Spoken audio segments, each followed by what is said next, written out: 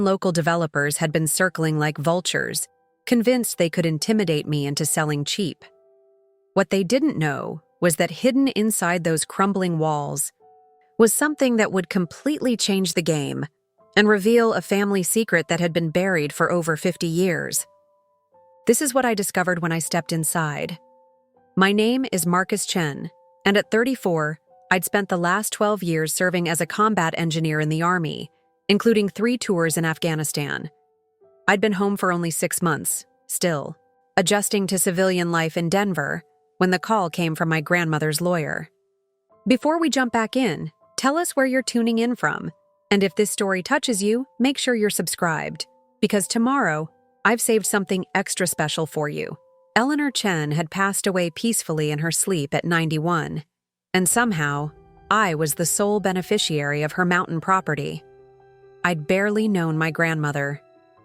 She was a quiet woman who rarely spoke about her past, and family gatherings were few and far between. My parents had died in a car accident when I was 18, just before I enlisted, and Grandma Eleanor had always seemed like a distant figure, polite but reserved, always deflecting questions about her younger years with a gentle smile and a change of subject. Standing at 6 feet tall with the lean build of someone accustomed to carrying heavy equipment over rough terrain, I didn't look like much to most people. My Asian features and quiet demeanor often led people to underestimate me, something that had actually worked to my advantage both overseas and back home. I wore simple clothes, jeans, flannel shirts, work boots, nothing that screamed veteran or don't mess with me. The transition to civilian life hadn't been easy. I was working construction, trying to figure out my next move, when the inheritance news arrived like a bolt from nowhere. A mountain cottage? I didn't even know my grandmother owned property outside the city. The drive up to Pine Ridge took 2 hours through winding mountain roads. October in Colorado meant the aspen leaves were turning gold, creating a stunning backdrop against the evergreen forests. The higher I climbed, the more remote it became. Cell service cut out about 20 miles from my destination, and the paved road gave way to gravel, then to dirt. Pine Ridge wasn't much of a town, maybe 300 residents, 1 general store, a small diner, and a post office that doubled as the unofficial community center, the kind of place where everyone knew everyone, and strangers were noticed immediately. I stopped at Morrison's general store to ask for directions to the Chen property, and the conversation immediately died when I walked in. 3 men were gathered around the counter, all wearing expensive outdoor gear that screamed weekend warriors rather than actual mountain folk. They looked at me with the kind of calculating stare I'd learned to recognize, sizing up potential obstacles to whatever plan they had brewing. "You must be the grandson," said the store owner, a weathered man in his 60s named Bill Morrison. His tone was friendly enough, but I caught the worried glance he shot toward the 3 men. "Eleanor was a good woman. Real sorry for your loss." I thanked him and bought some basic supplies: water, snacks, a flashlight, work gloves. The cottage had been empty for months, and I had no idea what condition it would be in. As I paid, I noticed one of the men in expensive gear studying me intently. He was tall, probably in his 40s, with the kind of aggressive confidence that came from always getting his way. "Marcus Chen?" he asked, stepping forward. "I'm Rick Dalton from Pinnacle Development. I was hoping we'd get a chance to meet." I nodded politely but didn't offer to shake hands. Something about his smile put me on edge. Too wide, too eager, like a predator that had spotted wounded prey. "I knew your grandmother," Dalton continued, his voice carrying the practiced smoothness of someone used to closing deals. "Sweet old lady. Had some interesting stories about that property of yours." I kept my expression neutral, a skill I'd perfected during countless military briefings where showing the wrong emotion could be dangerous. "Stories? Oh, you know how it is with the older generation." Dalton waved dismissively. "Always going on about the past. But listen, I'll cut to the chase. We're interested in purchasing that land. Very interested. The cottage is probably falling apart anyway. More trouble than it's worth. We could save you the headache of dealing with all that. His two companions moved closer, and I automatically cataloged their positions, exits, and potential weapons. Habits that civilian life hadn't broken. The one on my left favored his right leg, probably an old knee injury. The one on my right kept his hand near his jacket pocket, either carrying something heavy or trying to look intimidating. Both wore the kind of tactical boots that suggested they were more than just business associates. I haven't even seen the property yet, I replied calmly, shouldering my pack. The weight felt familiar and reassuring. Not the 60-pound combat load I'd carried overseas, but enough to remind my muscles of old patterns. Inside the pack were items that most civilians wouldn't think to carry. A tactical flashlight, multi-tool, first aid kit, and a folding knife. Remnants of a mindset where preparation could mean the difference between life and death. Smart man! Dalton's smile became even more predatory. Tell you what, why don't we ride up there with you, show you around, point out all the issues you'll be dealing with. Trust me, after you see what you're up against, you'll be grateful for our offer. The way he emphasized issues made it clear this wasn't just about structural problems. These men had something specific in mind, and they were used to getting what they wanted through intimidation. I'd seen the type before, contractors overseas who thought they could push around soldiers, local strongmen who believed might made right. Bill Morrison cleared his throat nervously. Marcus, your grandmother's place is about 4 miles up the mountain road. Can't miss it. Only structure up that way. Been in your family since the 1940s, if I remember right. He paused, glancing at Dalton with obvious concern. Your grandmother. She used to tell stories about those early days. Said she came out here right after the war, built that place herself when she was barely 20 years old. Something in Bill's tone suggested there was more to that history. Much more. A 20-year-old woman building a mountain cottage alone in the 1940s? That wasn't the fragile elderly woman I remembered. The pieces didn't add up, and my military training had taught me to pay attention when things didn't make sense. Dalton was already moving toward the door, cutting off any further conversation. Come on, Chen. Let's go take a look at your inheritance. I think you're going to be very motivated to sell once you see the reality of the situation. As I walked to my truck, a reliable Ford F-150 that had served me well since getting out of the service, I noticed Dalton and his men climbing into a black SUV with tinted windows.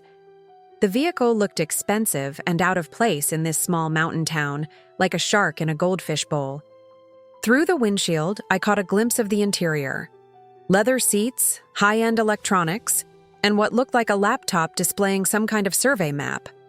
Behind me, I heard Bill Morrison say quietly, Marcus, you be careful up there. Your grandmother. She had her reasons for keeping to herself all these years. Some secrets are buried for good reason. I turned back to ask what he meant, but Dalton's SUV was already pulling out of the parking lot, kicking up gravel with unnecessary aggression. The message was clear. Follow us, or we'll follow you. I'd faced down insurgents in Afghanistan who thought they could intimidate American soldiers. These 3 developers, with their city clothes and obvious tactics, didn't even register as a real threat.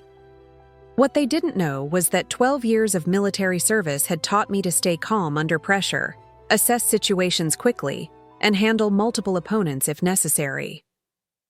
I'd defused improvised explosive devices while under fire, led convoys through hostile territory, and rebuilt infrastructure in places where everyone wanted us dead.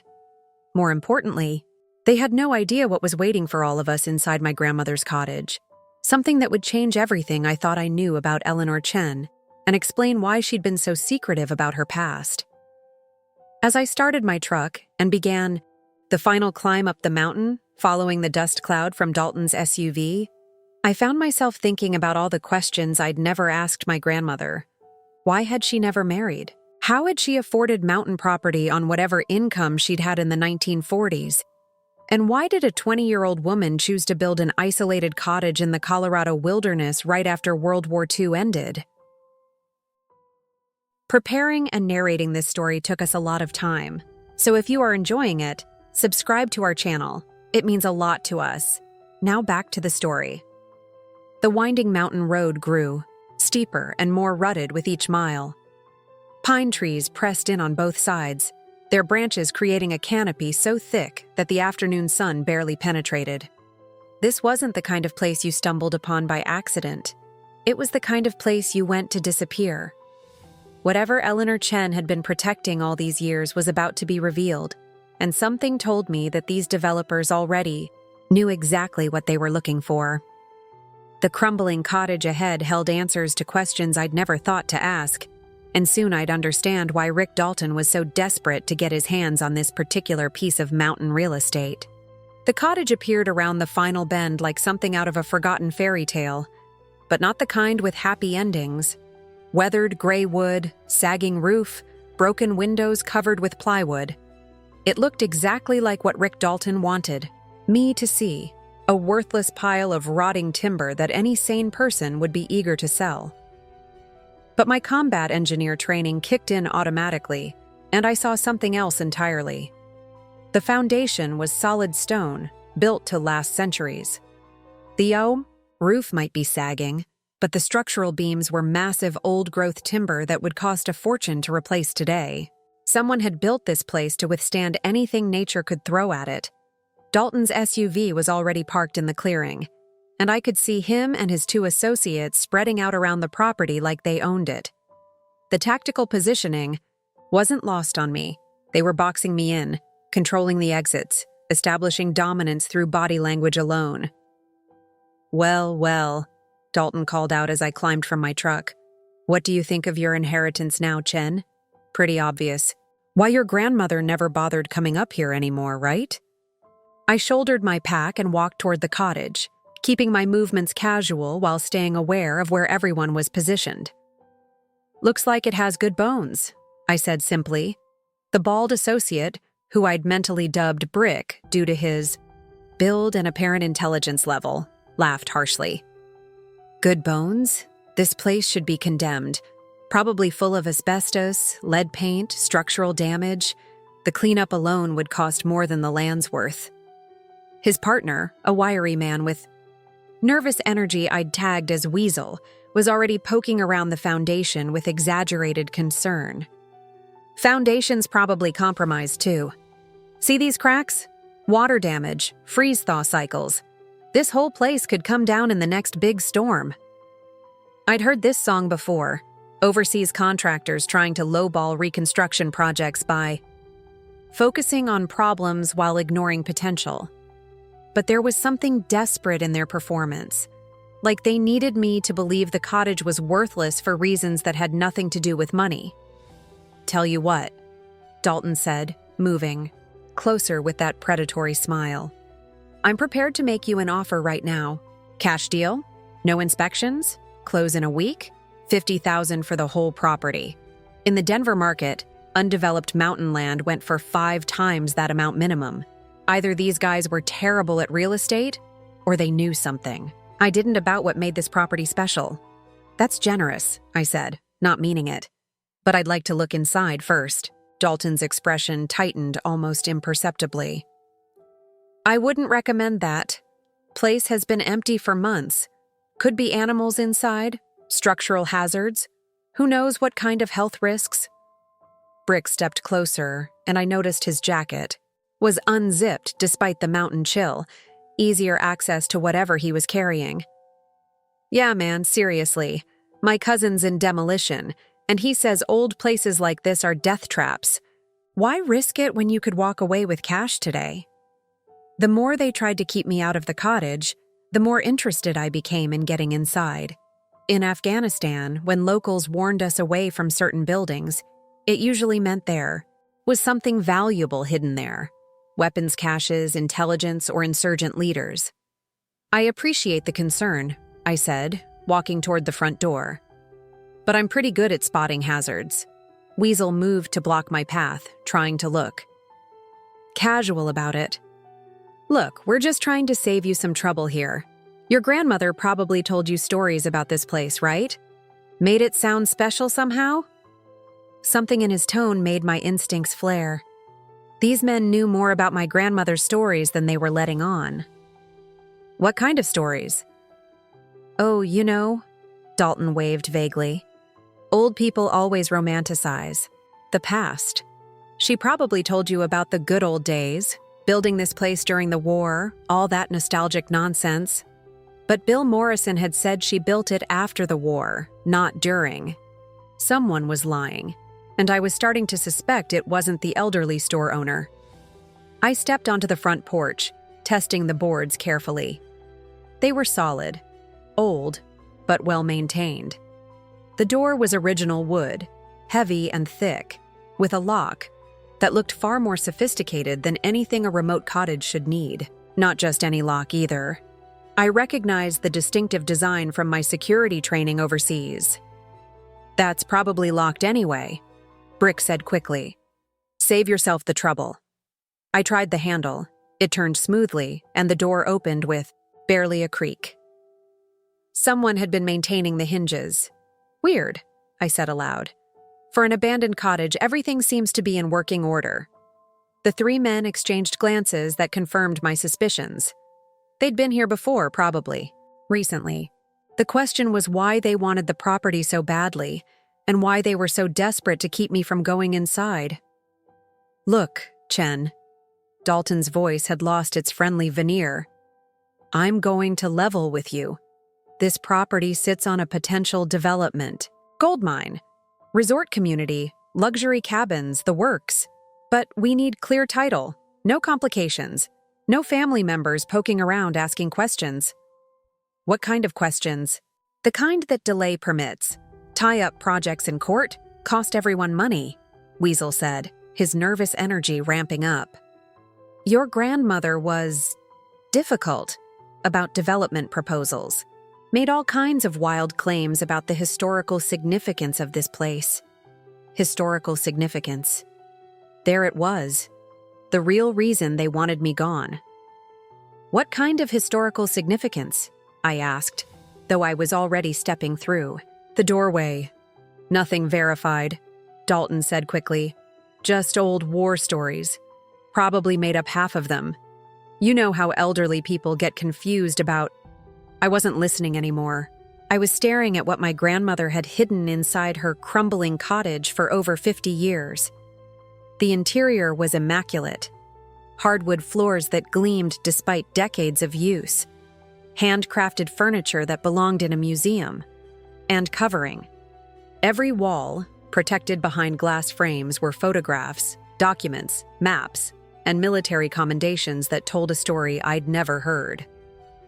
Holy shit, I whispered, forgetting that Dalton and his associates were right behind me, because according to the documents on the walls, my quiet grandmother, Eleanor Chen, hadn't just lived through World War II. She'd been a code breaker for the Office of Strategic Services, the precursor to the CIA. And judging by the commendations, she'd been one of their best. But that wasn't the most shocking discovery. In the center of the room sat a massive safe built into the floor itself. The kind of safe used to protect classified materials. And next to it, a folder marked Top Secret, Eyes Only, with a date from 1945. Behind me, I heard Dalton curse under his breath. Well, he said, his voice now completely cold, I guess we're doing this the hard way. I turned to find all three men had drawn weapons, not the expensive hunting gear they'd been displaying, but serious tactical firearms, the kind used by professionals who didn't plan on leaving witnesses. Sorry, Chen, Dalton said, not sounding sorry at all. But your grandmother's little secret has stayed buried for 50 years, and it's going to stay buried. Permanently. That's when I realized these weren't developers at all.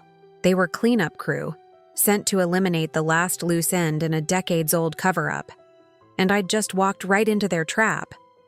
But they'd made one crucial mistake. They'd assumed that because I looked like a quiet veteran trying to adjust to civilian life, I'd be easy to handle. They had no idea that combat engineers weren't just trained to build things. We were also trained to destroy them. And right now, I was looking at 3 targets who needed immediate demolition. The 3 weapons pointed at me should have been terrifying. 6 months ago, they would have been. But 12 years of military service had taught me that the moment someone shows you a gun, you have maybe 3 seconds before they decide whether to use it or not. I had learned to make those 3 seconds count. "Easy there, gentlemen," I said, raising my hand slowly while my eyes scanned the room. Combat engineers are trained to assess structural weaknesses under pressure, and that included human structures. Dalton was overconfident, standing too, close. Brick was nervous, finger tight on the trigger. Weasel kept glancing at the safe, distracted by whatever secrets it contained. "Should have taken the money, Chen," Dalton said, stepping closer. "Your grandmother was smart enough to keep her mouth shut for 50 years. Too bad her grandson doesn't have the same survival instincts." Behind him, I could see more of the photographs on the walls. Eleanor Chen in military uniform standing next to men in suits and generals with enough ribbons to stock a parade. Documents with official seals, code-breaking equipment, and maps of Nazi Germany covered in her handwriting. "What did she discover?" I asked, genuinely curious. "Must have been pretty important to keep a cleanup crew busy for half a century." Weasel couldn't help himself. "Operation Bernhard," he blurted out, before Dalton shot him a withering look. The Nazis were counterfeiting British pounds trying to crash their economy. Your grandmother cracked their entire operation, but— "Shut up," Dalton snapped. "He doesn't need to know." But I was already putting the pieces together. My grandmother hadn't just stopped the counterfeiting operation. She'd probably kept evidence that would embarrass powerful people, reveal classified operations, maybe even implicate American officials who'd made deals with Nazi war criminals after the war ended. "She kept records," I said. It wasn't a question. Dalton's smile was cold as winter. "She kept everything. Names, dates, bank accounts, photographs, enough to destroy careers and topple governments, the kind of secrets that are worth killing for." That explained the 50-year cover-up. Someone with serious power had been trying to bury my grandmother's discoveries for decades, and now they'd sent these 3 to finish the job. But they'd made a tactical error. They'd assumed I was just another civilian veteran, soft from 6 months of construction work and adjustment therapy. They had no idea that I'd spent 3 tours defusing improvised explosive devices while people were actively trying to kill me. "Here's what's going to happen," Dalton continued, clearly enjoying his moment of control. "You're going to open that safe, we're going to destroy whatever's inside, and then we're going to burn this place to the ground, with you in it. And if I refuse," Brick stepped forward, weapon raised, "then we shoot you now and figure out the, safe ourselves." I looked at the safe again, noting the old-style combination lock and the way it was built into the floor. Military grade, probably installed by the OSS themselves. Even if they shot me, they'd need explosives to get it open, and explosives would destroy whatever was inside. "I don't know the combination," I said truthfully. "Your grandmother was thorough," Weasel said, pulling out a folded paper from his jacket. "Left it in her safety deposit box along with instructions for her heir. We've been waiting 6 months for you to show up." He held up a piece of paper covered in Eleanor's careful handwriting. At the top, in her distinctive script, were 6 numbers. 061945, June 1945. The month the war ended, and my grandmother's secret operation was completed. "Open it," Dalton ordered. I knelt beside the safe, not because I was surrendering, but because I needed to get closer to the floor level. Combat engineers learn to use every advantage, and being lower than your opponents was sometimes the best position to work from. As I reached for the combination dial, my fingers brushed against something unexpected. A small wire, barely visible, running along the edge of the safe. My bomb disposal training kicked in immediately. This was a security system, probably installed by my paranoid grandmother decades ago. If I opened the safe wrong, or if someone tried to force it, the entire cottage would probably detonate. Eleanor Chen had turned her home into the world's most sophisticated booby trap. Preparing and narrating this story took us a lot of time. Noticing my hesitation. So if you are enjoying it, subscribe to our channel. Sure I get it right. It means a lot to us, I said, studying the wire more carefully. It led to what looked like an old electrical panel, but I could see modified components that definitely weren't. Standard residential wiring. My grandmother had been more than a code breaker. She'd been a full-scale intelligence operative, and she'd protected her secrets with the same deadly efficiency she'd used against the Nazis. The beautiful irony was that these three killers had no idea they were standing in the middle of the most dangerous building in Colorado. Hurry up, Brick growled, waving his gun impatiently. You don't want to rush this, I said, my fingers tracing the wire to its connection point. One wrong move and we're all going to have a very bad day. But I was starting to smile, despite the guns pointed at my head, because I'd just figured out how to turn my grandmother's trap into my advantage. Eleanor Chen had taught me one last lesson from beyond the grave. Sometimes the best defense is a really, really big explosion. You know what? I said, standing up slowly and turning to face the three armed men. I think I'll pass on opening the safe. Dalton's face darkened. Then you die right now. Maybe, I said, my hand moving toward the electrical panel my grandmother had so cleverly disguised. But if you shoot me, you'll never get into that safe. And if you try to force it open... I let the sentence hang in the air, watching as understanding dawned on their faces. You're bluffing, Weasel said, but his voice was shaky. Am I? I asked, my finger hovering over what looked like an innocent light switch, but was actually connected to enough explosive to level the entire mountainside. My grandmother was OSS. They didn't just teach her to break codes, they taught her to eliminate threats permanently. For the first time since I'd met them, Rick Dalton looked genuinely worried. Here's my counteroffer, I continued, feeling the familiar calm that came with taking control of a dangerous situation. You put down your weapons, walk out of here, and never come back. In exchange, I won't turn this cottage into the world's largest hand grenade. That's when Dalton made the mistake that sealed all their fates. Instead of backing down, he raised his weapon and snarled, "Call the bluff, boys." But I wasn't bluffing, and I wasn't the quiet, overwhelmed veteran they thought they were dealing with.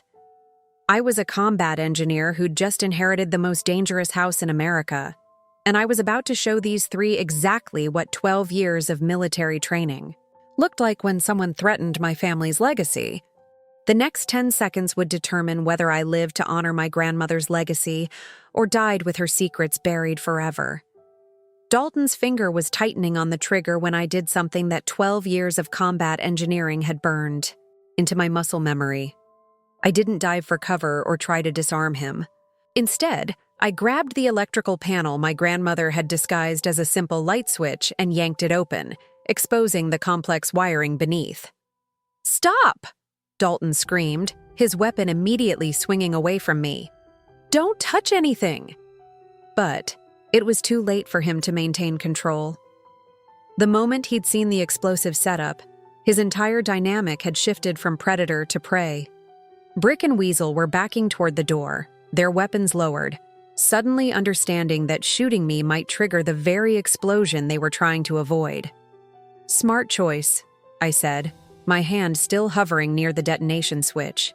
"Now, let me explain something about combat engineers. We don't just defuse bombs. We build them. And my grandmother apparently learned from the best." I could see the sweat beading on Dalton's forehead despite the mountain chill. "You're insane? You'd kill yourself just to stop us?"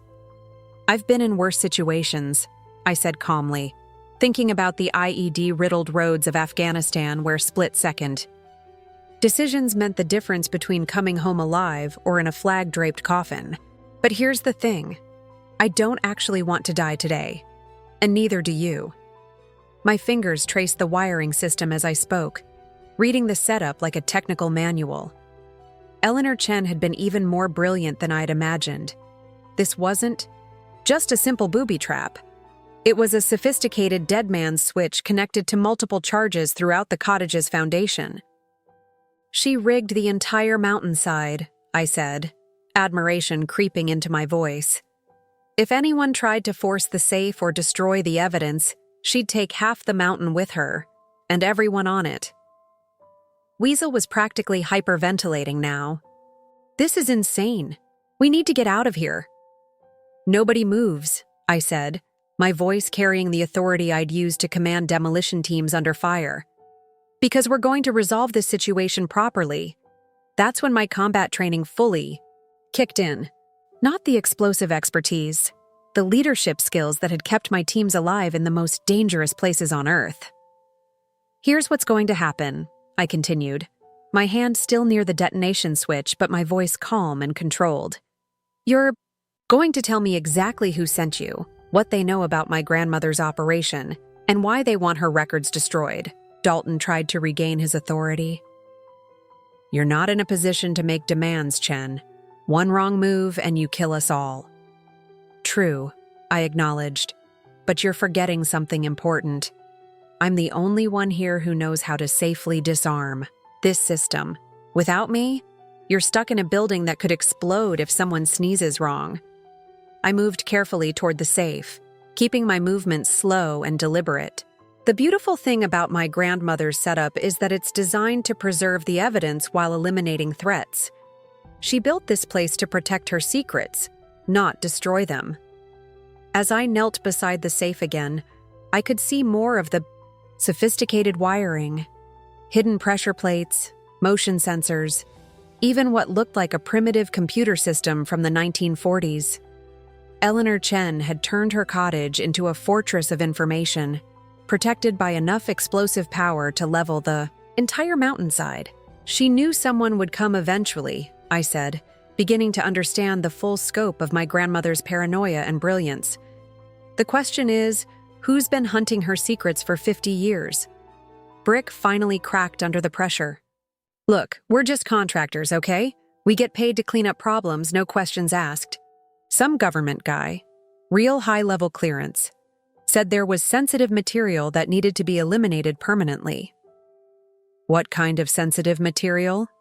Names, Weasel said, his nervous energy reaching a breaking point. Your grandmother kept records of Americans who collaborated with Nazi officials after the war.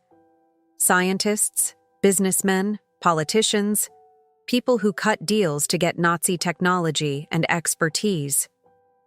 The pieces were falling into place. Operation Paperclip, the classified program that brought Nazi scientists to America after the war. My grandmother must have documented the darker side of those arrangements, the deals that crossed legal and moral lines. She had evidence of war criminals being given new identities, Dalton admitted, his earlier confidence completely shattered. People who should have been tried at Nuremberg, but instead were given jobs at NASA, the Pentagon, major corporations. And someone with enough power to hire killers wants that evidence destroyed, I concluded. They've been waiting for her to die, Brick said. She was too smart, too well protected while she was alive. But once she was gone... You were supposed to clean up the loose ends, I finished. Except the loose end turned out to be a combat engineer who inherited the most dangerous house in America. I looked at the safe combination again. 061945. June 1945, when the war ended and the cover-ups began. My grandmother had spent 50 years protecting evidence that could topple governments and destroy careers. Here's my final offer, I said, standing up slowly. You walk out of here, drive back to whoever sent you, and tell them that Eleanor Chen's grandson is now the guardian of her secrets. If they want to negotiate for the evidence, they can do it through proper legal channels. And if they refuse? Dalton asked. Then they'll discover what happens when you threaten a combat engineer who's had enough of people trying to bury the truth. I moved toward the detonation panel, my hand hovering over the main switch. You have 30 seconds to decide. Walk away now, or find out firsthand why the U.S. Army trusted me with their most dangerous explosives. Dalton looked at his 2 associates, both of whom were already backing toward the door. The predatory confidence was gone, replaced by the desperate survival instinct of men who'd finally encountered someone more dangerous than themselves. "This isn't over, Chen," he said, but his voice lacked conviction. "Yes, it is," I replied calmly, "because now I know who you work for, what they want, and exactly how far they're willing to go to get it. And I'm about to make sure the whole world knows it too." That's when Dalton made his final fatal mistake. Instead of walking away, he raised his weapon one more time, desperation overriding common sense. "Can't let you leave here alive," he snarled. But he'd forgotten that combat engineers don't just build and defuse explosives. We're also trained in close-quarters combat, structural warfare, and turning any environment into a tactical advantage. And my grandmother's cottage was about to become the perfect demonstration of all 3 skills combined. Dalton's final mistake wasn't just raising his weapon. It was forgetting that he was standing in a room designed by one of the most brilliant intelligence operatives of World War II. The moment he committed to pulling the trigger, I activated what my grandmother had hidden beneath an innocuous light switch. Not the main detonation sequence, but something far more elegant, a flashbang system she'd rigged throughout the cottage's electrical grid. The room exploded in blinding light and deafening noise. Dalton's shot went wide, shattering one of Eleanor's framed commendations. Brick stumbled into the wall, his weapon clattering to the floor. Weasel screamed and covered his eyes, completely disoriented. But I'd closed my eyes the instant before. Activation. Just like I'd done hundreds of times when breaching enemy compounds overseas. While they were blind and deaf, I was already moving. Combat engineers are trained to fight in 3 dimensions. Not just forward and back, but up, down, and through obstacles. My grandmother's cottage became my battlefield, and every piece of furniture became a tactical advantage. I vaulted over Eleanor's handcrafted table, using it as cover while Dalton fired wildly in my direction. His shot splintered the hardwood, but the thick mountain timber absorbed the bullets like armor. She'd built this place to withstand more than just weather. Brick was recovering from the flashbang, fumbling for his weapon. I reached him first, using a technique I'd learned in close-quarters combat training. One hand secured his gun arm, while the other applied pressure to a nerve cluster in his neck. He dropped like a sack of concrete, unconscious, but alive. Weasel was stumbling toward the door, still blind from the flash. I let him go. One less threat to manage, and someone to carry the message back to whoever had sent them. That left Dalton, who was reloading behind the overturned chair. Professional training, careful movements, definitely ex-military himself. This wasn't going to be as easy as the other 2. "Give it up, Chen," he shouted. "You think this ends here? There are others. Powerful people who won't stop until your grandmother's secrets are buried permanently." "Then they'll have to go through me," I replied, using the cottage's layout to my advantage. Eleanor had designed the room with multiple sightlines and escape routes, perfect for defensive operations. I grabbed one of her walking sticks from beside the fireplace. Solid oak, weighted at the end, essentially a combat baton. Sometimes the old-school tools were the most effective. Dalton came around the chair fast, weapon raised, expecting to find me cowering behind furniture. Instead, he found empty space and got a face full of hardwood walking stick. The blow caught him across the wrist, sending his gun spinning across the room. "You want to know what your grandmother really was?" he snarled, clutching his injured hand. "She wasn't some patriotic hero. She was a traitor who sold out her own country. But his psychological warfare was 50 years too late. I'd just spent the last hour discovering that Eleanor Chen was one of the most brilliant and dedicated operatives in American history. She documented war criminals," I said, advancing with the walking stick. "That makes her a patriot, not a traitor. she interfered. With classified operations. Dalton lunged for his fallen weapon, but I was faster. The walking stick caught him across the back, sending him sprawling. Operations that put Nazi scientists in charge of our space program, I replied. Operations that gave new identities to people who should have hanged at Nuremberg. Dalton rolled over, blood trickling from his nose. You don't understand the complexities. I understand that you tried to destroy evidence of American officials collaborating with war criminals, I interrupted. And I understand that you're about to fail spectacularly. That's when I heard something beautiful, sirens echoing through the mountain valley. Bill Morrison must have called the authorities when we didn't return from our little expedition. Dalton heard them too, and desperation flashed across his face. You think the police will protect you? The people I work for have reach into every level of government. Maybe, I said, moving to the window to confirm the approaching vehicles. But they don't have reach into every level of the internet. I pulled out my phone, which had regained signal now that I was higher up the mountain. With a few quick taps, I accessed the cloud storage account I'd set up during my transition from military to civilian life. While you three were threatening me, I was uploading photos of every document in this room, I said. High-resolution images of my grandmother's entire archive automatically backed up to multiple servers. Dalton's face went white. You couldn't have? There's no internet up here. Military satellite uplink? I lied smoothly. Perks of being a combat engineer. We know how to communicate from anywhere on Earth. The truth was simpler. I'd activated my phone's emergency satellite feature, designed for situations exactly like this. But he didn't need to know that. The sirens were getting closer now, and I could see flashing lights through the trees. Not just police cars, but what looked like federal vehicles. Someone had taken Bill Morrison's call very seriously. Here's how this ends, I said, standing over Dalton with Eleanor's walking stick. You're going to prison for attempted murder, weapons charges, and conspiracy. Your employers are going to be exposed when I release my grandmother's files to every major news organization in the country. And Eleanor Chen's legacy is going to be remembered as it should be, as a patriot who spent 50 years protecting the truth.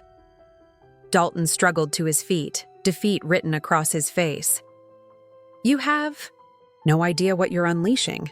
Some secrets are kept for good reasons. Maybe, I said. But that's not your decision to make anymore. The cottage door burst open as federal agents swarmed inside, weapons drawn and tactical gear gleaming. But instead of pointing their guns at me, they were securing Dalton and checking on the unconscious Brick. Marcus Chen?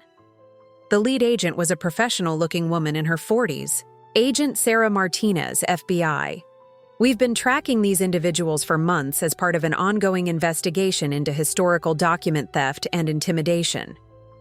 Document theft? I asked. Your grandmother wasn't the only one, Martinez explained as her team handcuffed Dalton. They've been systematically targeting the families of deceased intelligence operatives, trying to recover and destroy evidence from classified World War II operations. Operation Paperclip? Martinez nodded grimly. Among others, your grandmother's files may be the most complete record we've found of the darker aspects of post-war intelligence operations. As they led Dalton away, he turned back to me one final time. This won't bring her back, Chen, and it won't change what happened. No, I agreed, but it will make sure the truth finally sees daylight. Agent Martinez stayed behind as her team processed the scene. Mr. Chen, we're going to need to secure this location while we inventory the materials. But I want you to know, your grandmother was a genuine American hero. The work she did breaking Nazi codes saved thousands of lives. I looked around the cottage one more time, seeing it with new eyes.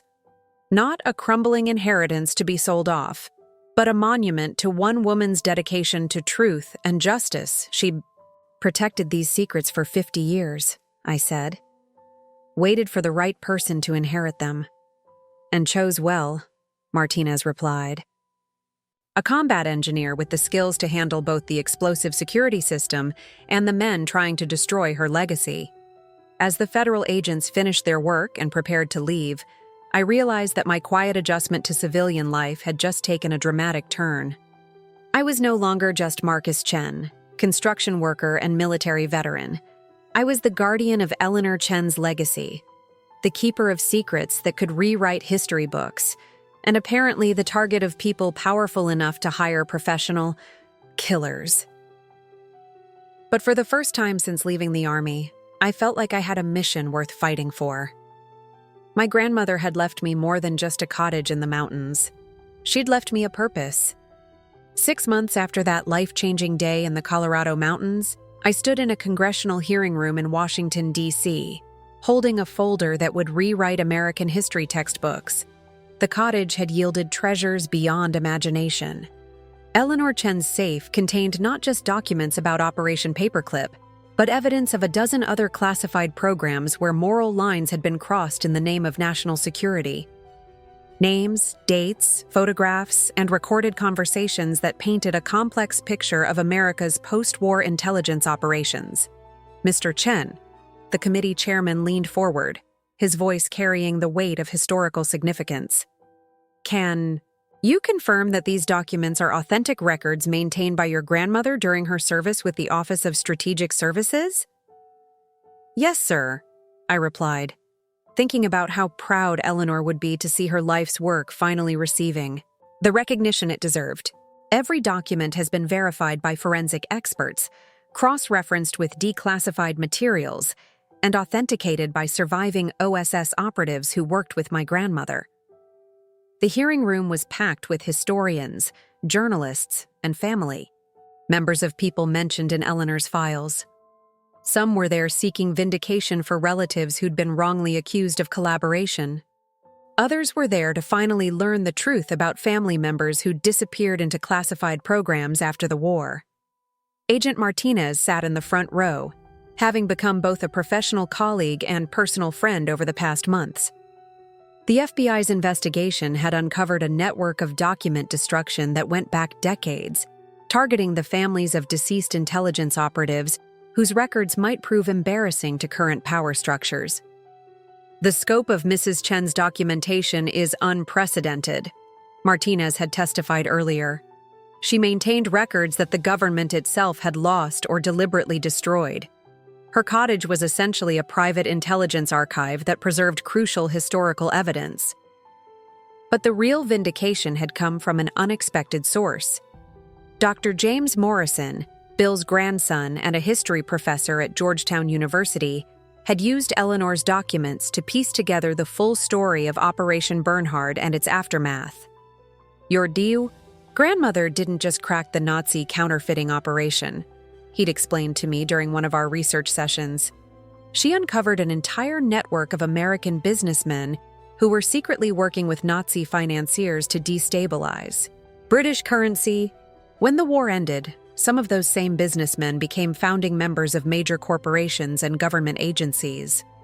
The names in Eleanor's files read like a who's who of mid-20th century American power structures. Senators, generals, corporate executives, and intelligence officials who'd made deals that prioritized American advantage over Allied justice. Mr. Chen, another committee member, spoke up. Your grandmother took considerable personal risk to preserve this information. Did she ever indicate why she felt it was so important?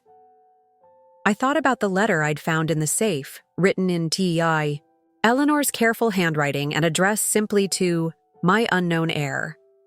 She wrote that the truth belongs to history, not to the powerful people who want to control it, I said, reading from her letter.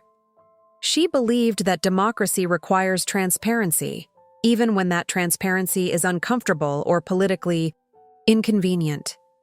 The letter had been her final message, explaining why she'd spent 50 years protecting documents that could have made her wealthy or powerful if she'd chosen to blackmail the right people instead.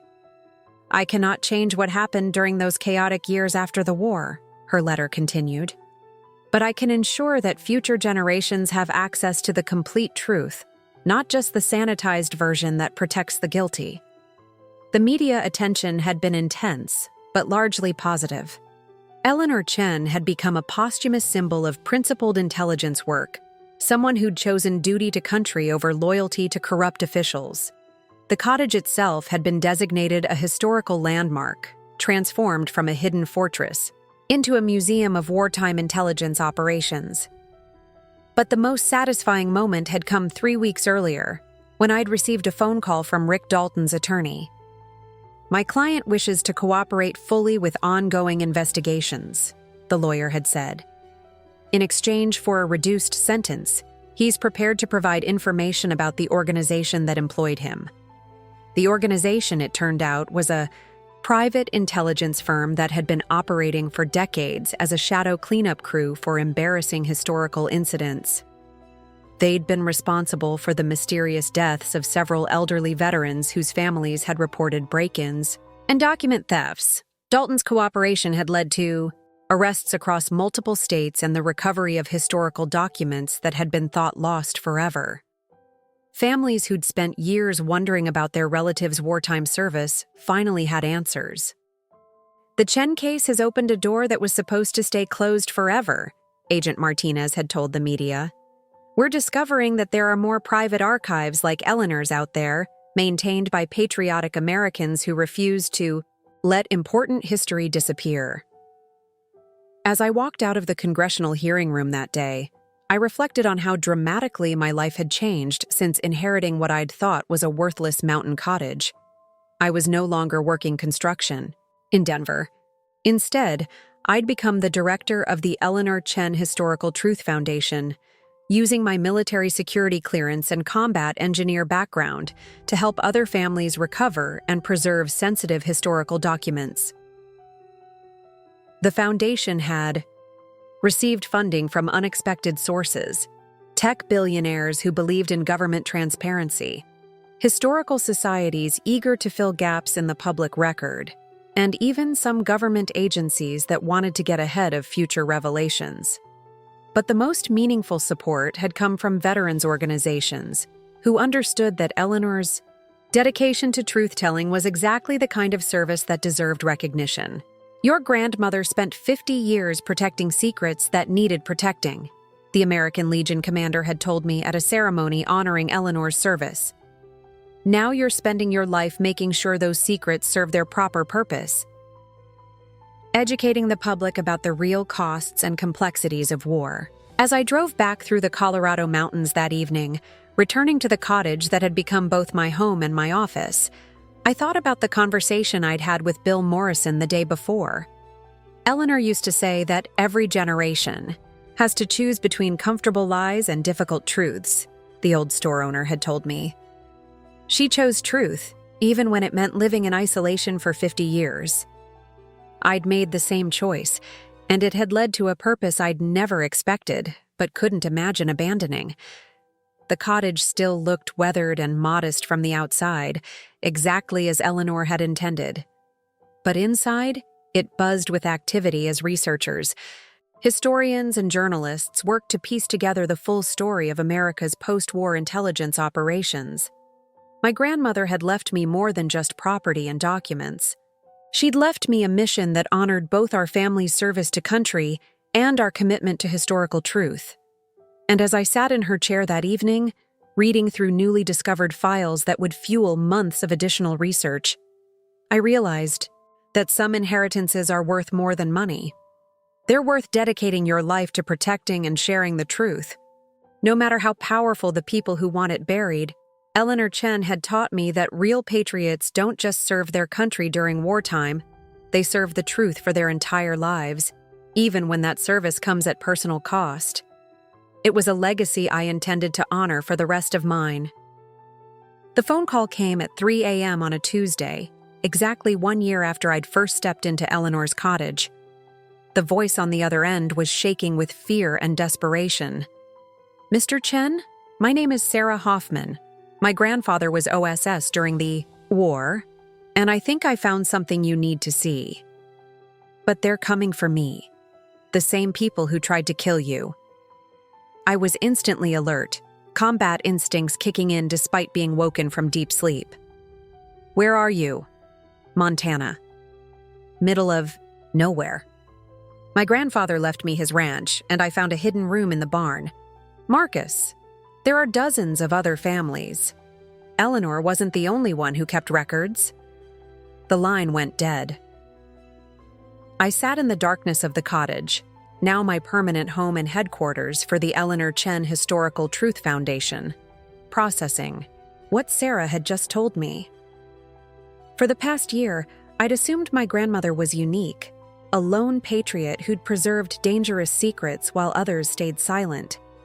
But what if she wasn't alone? What if there was an entire network of OSS operatives who'd secretly maintained their own archives, each protecting different pieces of the same massive puzzle? The implications were staggering. If Sarah was right, Eleanor's documents were just the tip of an iceberg that could reshape everything we thought we knew about post-war America. I was reaching for my phone to call Agent Martinez when I heard something that made my blood freeze. The distant sound of vehicles approaching up the mountain road. At 3 a.m. in the middle of nowhere, that could only mean one thing. They'd found me again. But this time, I was ready. The cottage had been transformed over the past year from Eleanor's hidden fortress into something even more formidable. With FBI backing and unlimited funding from the foundation, I'd upgraded every security system while maintaining the appearance of a modest historical museum.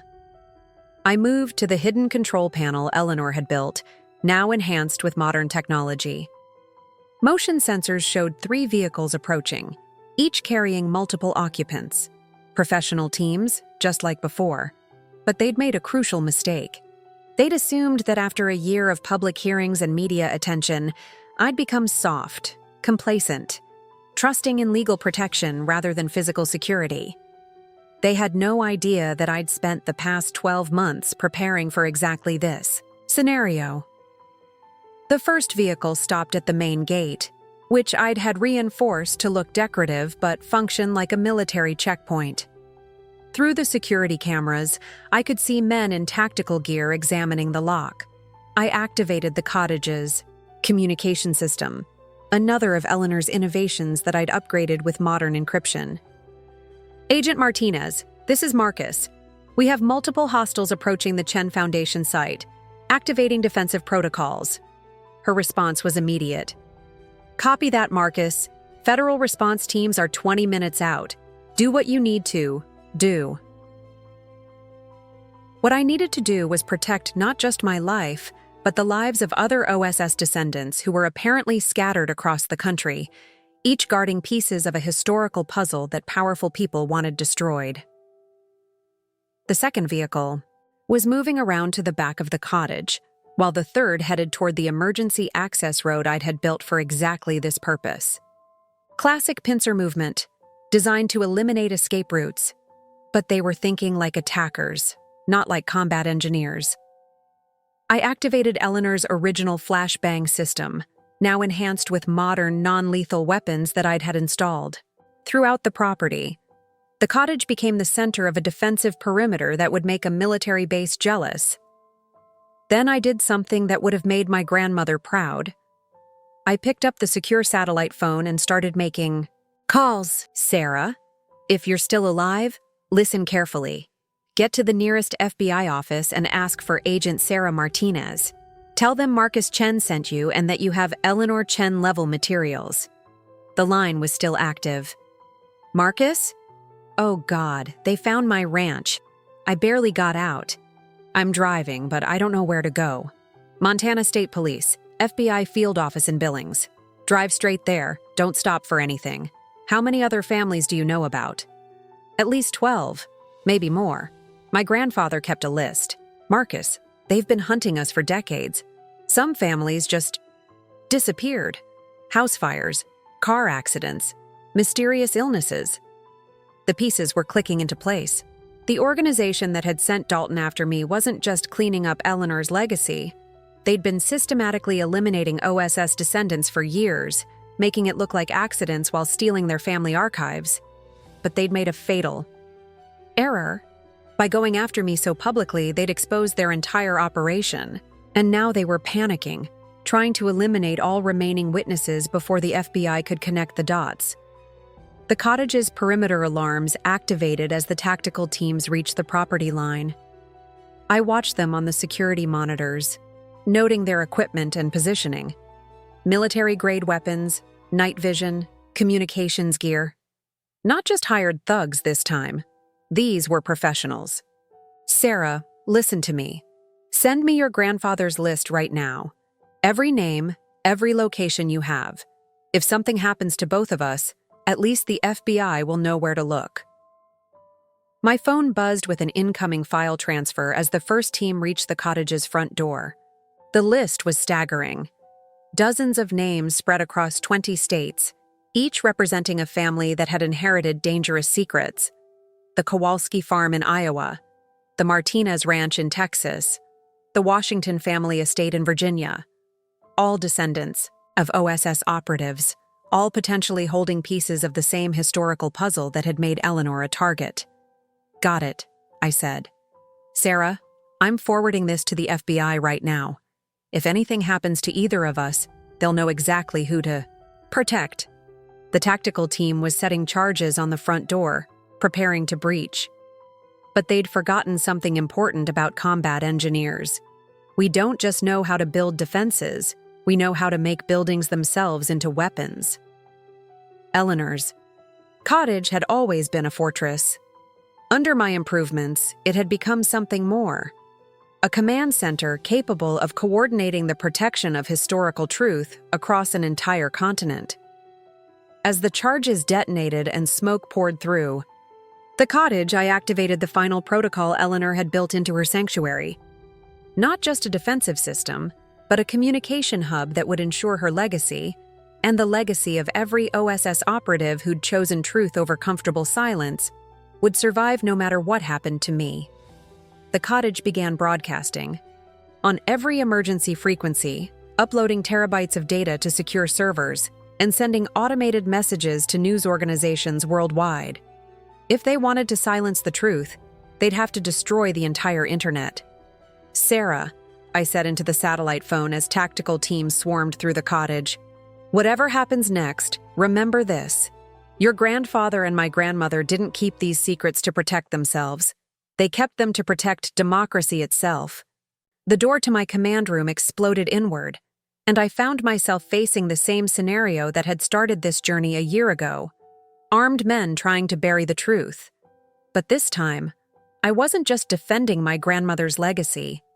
I was defending an entire network of patriots who'd spent decades protecting the most dangerous secrets in American history. And this time, I wasn't fighting alone. The tactical team leader who burst through my command room door wasn't someone I expected to see again. Lieutenant Colonel James Razor Morrison, my former commanding officer from Afghanistan, the man who'd taught me everything I knew about explosive ordnance disposal. Stand down, Sergeant Chen, he ordered. His weapon trained on me, but his eyes filled with something that looked like regret. This is a classified national security operation. My blood turned to ice. If they'd gotten to Morrison, the conspiracy reached deeper into the military than I'd ever imagined. Colonel, what the hell are you doing here? Following orders, he said, but his voice lacked conviction. Orders that came from so high up the chain of command that questioning them would be treason. Behind him, I could see the rest of the tactical team securing the cottage, but they were being careful not to damage the historical displays. Professional soldiers, not thugs, which made this infinitely more dangerous. Orders to do what? Murder American citizens for protecting historical documents? Morrison's jaw tightened. Orders to contain a security breach that threatens ongoing intelligence operations. Your grandmother's files don't just document past crimes, Chen. They expose current assets, ongoing operations, people whose lives are at risk because of your publicity campaign. For the first time in a year, I felt doubt creeping in. What if I'd been wrong?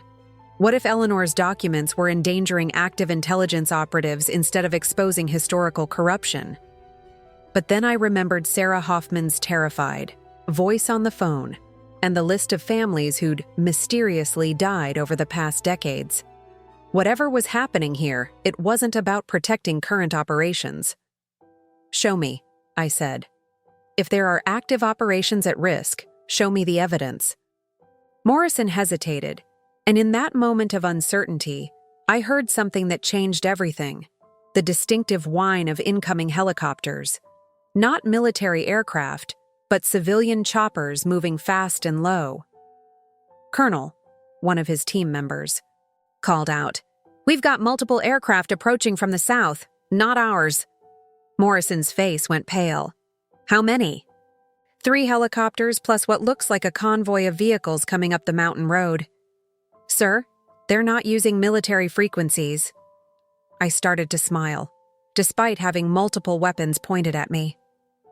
"Colonel, I think you've been played." The realization hit Morrison like a physical blow. "You're not the only target tonight." "No," I said, reaching slowly for the satellite phone. "Sarah Hoffman in Montana, the Kowalski family in Iowa, the Martinez Ranch in Texas. They sent teams after all of us simultaneously, and I'm betting they told each team leader that it was a classified military operation."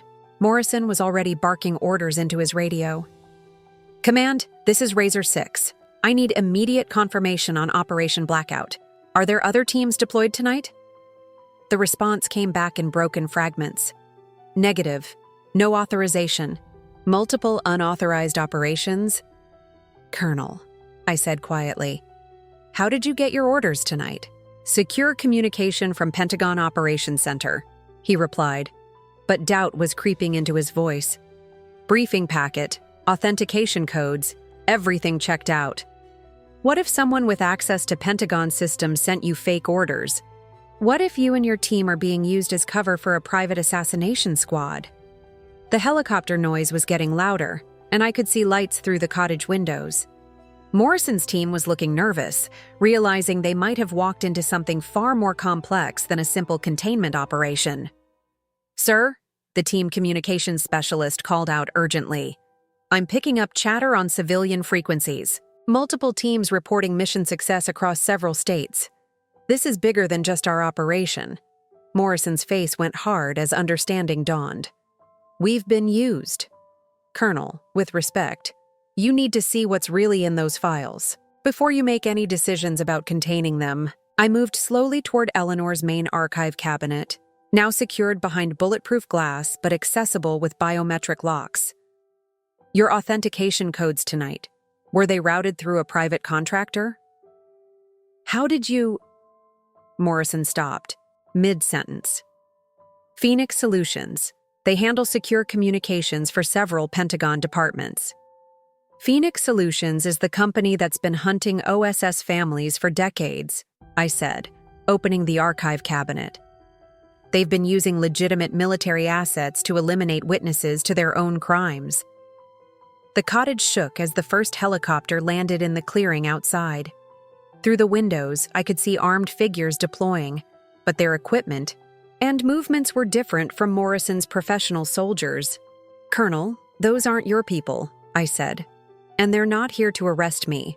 They're here to eliminate everyone who knows the truth, including you and your team."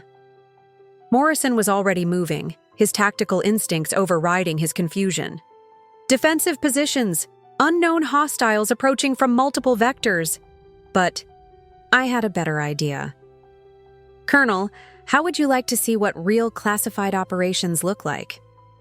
I activated Eleanor's final security protocol, not the flashbangs or defensive systems, but the communication array she'd hidden throughout the cottage. Suddenly, the room filled with audio intercepts, recorded conversations, and radio chatter that painted a picture of the conspiracy that had been hunting OSS families. "Phoenix Solutions has been operating for 40 years. Eleanor's voice came through speakers she'd hidden throughout the cottage, triggered by the crisis situation. They were founded by former Nazi intelligence officers who were brought to America under Operation Paperclip. Their mission was to eliminate anyone who could expose the true extent of American collaboration with war criminals." Morrison and his team stood transfixed as Eleanor's recording continued, providing context that no Pentagon briefing had included. They've infiltrated multiple government agencies, using their access to legitimate channels to authorize the elimination of threats to their operation. The families they've targeted weren't protecting state secrets. They were protecting evidence of treason. The shooting started outside as Phoenix Solutions mercenaries encountered the FBI teams that Agent Martinez had deployed. But now Morrison's soldiers understood which side they should be on. "Sergeant Chen," Morrison said, his voice carrying the authority I remembered from our combat deployments. "What do you need from us? Help me protect the evidence, Colonel, and help me make sure every OSS family on that list survives the night." I pulled up the master file that Sarah Hoffman had sent me. Dozens of locations across the country where families were under simultaneous attack. Phoenix Solutions thinks they can eliminate all the witnesses in one coordinated strike. Morrison was already coordinating with his team, professional soldiers adapting to a situation far more complex than their original briefing. What they didn't count on was running into a combat engineer who's had a year to prepare. The cottage's communication array lit up with incoming signals from across the country. Sarah Hoffman in Montana calling for help. The Kowalski farm in Iowa reporting armed intruders. Families in Texas, Virginia, and Oregon all under attack by teams that had used fake government credentials to gain access. "Colonel," I said, handing him the satellite phone, "would you like to coordinate the defense of American democracy?" Because that's what this had become. Not just a fight over historical documents, but a battle for the soul of American intelligence operations. Phoenix Solutions represented everything that had gone wrong with post-war secrecy, the elevation of expediency over justice, the protection of criminals in the name of national security. Eleanor Chen and her fellow OSS operatives had spent decades protecting evidence that could expose this corruption. Now it was time to use that evidence to fight back. "All teams, this is Razor 6. Morrison spoke into the satellite phone with the authority of someone accustomed to coordinating complex operations. "We have a nationwide situation involving threats to American citizens. I'm declaring this a domestic terrorism response operation." As gunfire erupted outside the cottage, I realized that the underground war that had been raging for 70 years was finally coming into the open, and this time the good guys had better weapons. The battle for American democracy was being fought in real time across 12 states, and I was coordinating it from my grandmother's cottage using technology she'd built 70 years ago combined with military satellite networks. "Sarah, talk to me?" I said into the satellite phone while Morrison's team held defensive positions around the cottage. Outside, the Phoenix Solutions mercenaries had taken cover behind their helicopters, pinned down by FBI agents who'd arrived just in time. "Still alive." Sarah Hoffman's voice crackled through the connection from Montana. Local sheriff turned out to be one of the good guys. When I showed him grandfather's documents, he called in the state police and FBI. The Phoenix team here wasn't expecting resistance from law enforcement. That was the beautiful thing about Phoenix Solutions' strategy. It only worked in the shadows. The moment their operations became public, they lost their greatest advantage, the ability to pose as legitimate government agents. "Iowa status?" I called out to Morrison, who was coordinating with multiple agencies through his military channels. "Kowalski Farm is secure," he reported. "FBI arrived 20 minutes ago. The Phoenix team there retreated when they realized they were outnumbered and outgunned." Apparently, 3 generations of Kowalskis are all military veterans. The attackers walked into a family reunion that included 2 Marine snipers and a Navy SEAL. I couldn't help but smile. Phoenix Solutions had spent decades picking off isolated families one by one. They weren't prepared for coordinated resistance, from people who'd inherited both dangerous secrets and the military training to protect them. "Marcus," Agent Martinez's voice came through the cottage's communication system. "We've got a situation developing in Washington, D.C. Phoenix Solutions has escalated beyond field operations." The main screen that I'd had installed in Eleanor's command center lit up with a live news feed from the Pentagon. Emergency vehicles, confusion, and what looked like a lockdown in progress. They're trying to delete classified files, Martinez continued. Phoenix has embedded operatives throughout the intelligence community. When they realized tonight's operations were failing, they activated assets inside government agencies to destroy evidence electronically. But they'd made a crucial mistake. They'd assumed that all the dangerous information was stored in government databases or family archives. They hadn't counted on Eleanor Chen's paranoia and her decision to create multiple backup systems. Agent Martinez, I said, accessing Eleanor's master file system, how would you like to have copies of every document Phoenix Solutions thinks they're destroying? What do you mean? I pulled up a directory that even I hadn't fully explored until tonight. Eleanor hadn't just preserved her own OSS records. She'd somehow obtained copies of files from across the entire intelligence community, dating back to the 1940s. My grandmother was more than just a codebreaker, I explained, uploading terabytes of data to FBI servers in real time. She was a one-woman intelligence preservation operation. Every time Phoenix Solutions destroyed evidence somewhere, she made sure copies survived elsewhere. Morrison looked up from his tactical coordination. How is that possible? She maintained contact with other OSS operatives for decades, I said, reading through files I'd never seen before. They fed her copies of documents that were being systematically destroyed or classified beyond reach. She turned this cottage into a backup archive for American intelligence operations. The scope was staggering. Not just Operation Paperclip and the Nazi recruitment programs, but decades of Phoenix Solutions infiltration into government agencies, their assassination campaigns against witnesses, and their use of legitimate military assets to conduct illegal operations. Marcus, Sarah's voice came through the satellite, phone with new urgency. I just found something in my grandfather's files. Phoenix Solutions isn't just destroying evidence. They're preparing to eliminate their own operatives. What do you mean? The teams they sent after us tonight? They're not meant to survive. Phoenix has backup teams following them, with orders to eliminate everyone involved in tonight's operations. No witnesses, no survivors, no trail leading back to their leadership.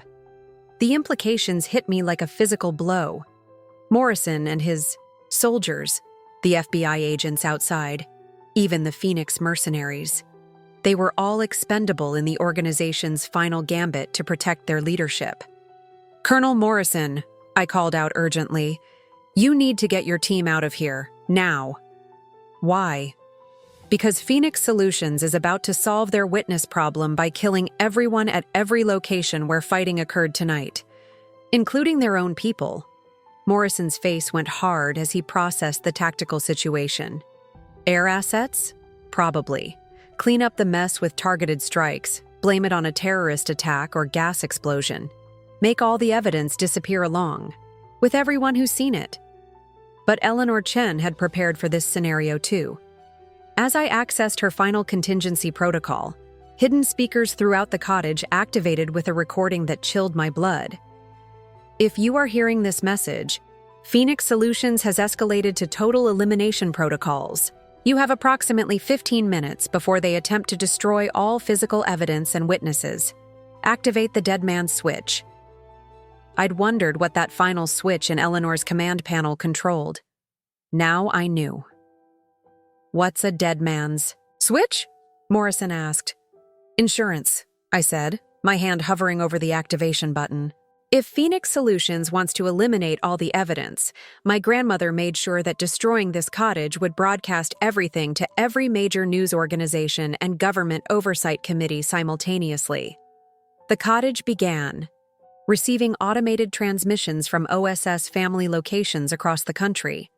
The other families had found similar dead man switches in their inherited archives, all coordinated to activate if any one location was destroyed. Phoenix Solutions spent 70 years building a conspiracy, I said, understanding Eleanor's final strategy. My grandmother spent 70 years building a way to expose it all at once. Outside, the fighting had stopped. The Phoenix mercenaries were retreating, probably receiving orders to pull back before the elimination phase began. But they weren't running away. They were getting to minimum safe distance. "All teams, immediate evacuation," Morrison ordered his soldiers. "Weapons of mass destruction scenario." But I wasn't leaving. Not when we were this close to finally exposing the truth that Eleanor had died protecting. "Marcus, we need to go." Agent Martinez's voice came through the radio. "Our satellites are picking up aircraft inbound to your location. Military-grade ordnance." "Negative," I replied, my hand still on Eleanor's dead man's switch. "If they want to destroy the evidence, they're going to have to accept the consequences. Because that's what Eleanor had been counting on. Phoenix Solutions' willingness to escalate to mass destruction would be their final mistake. You can't secretly assassinate people with military airstrikes without raising questions that would bring down their entire operation." "Sarah," I said into the satellite phone, "are you ready to make history?" "What do you mean?" "In about 10 minutes, every major news organization in the world is going to receive the complete Phoenix Solutions files. 70 years of American intelligence corruption, delivered simultaneously to CNN, BBC, Washington Post, New York Times, and every oversight committee in Congress." The aircraft noise was getting louder now. Whatever Phoenix Solutions had scrambled to eliminate the evidence, it was big enough to level the entire mountainside. "Marcus?" Morrison's voice came through the radio one last time. "Whatever you're planning, make it count." I looked around Eleanor's cottage one final time. The walls covered with photographs of genuine American heroes, the safe that had protected dangerous truths for half a century, the command center where my quiet grandmother had waged a secret war for justice. "Don't worry, Colonel," I said, activating Eleanor Chen's dead man switch. "This is going to count for a very long time." The cottage's transmission array lit up like a Christmas tree as 70 years of suppressed truth began uploading to servers around the world. Phoenix Solutions was about to discover that sometimes burning the evidence is the worst possible strategy, especially when the evidence has been designed to burn back. The Phoenix Solutions aircraft arrived exactly 14 minutes after I activated Eleanor's dead man's switch. By then, it was already too late for them to stop what my grandmother had set in motion 70 years ago. As the cottage shook from the approaching military helicopters, my computer screens showed a beautiful sight. Upload complete.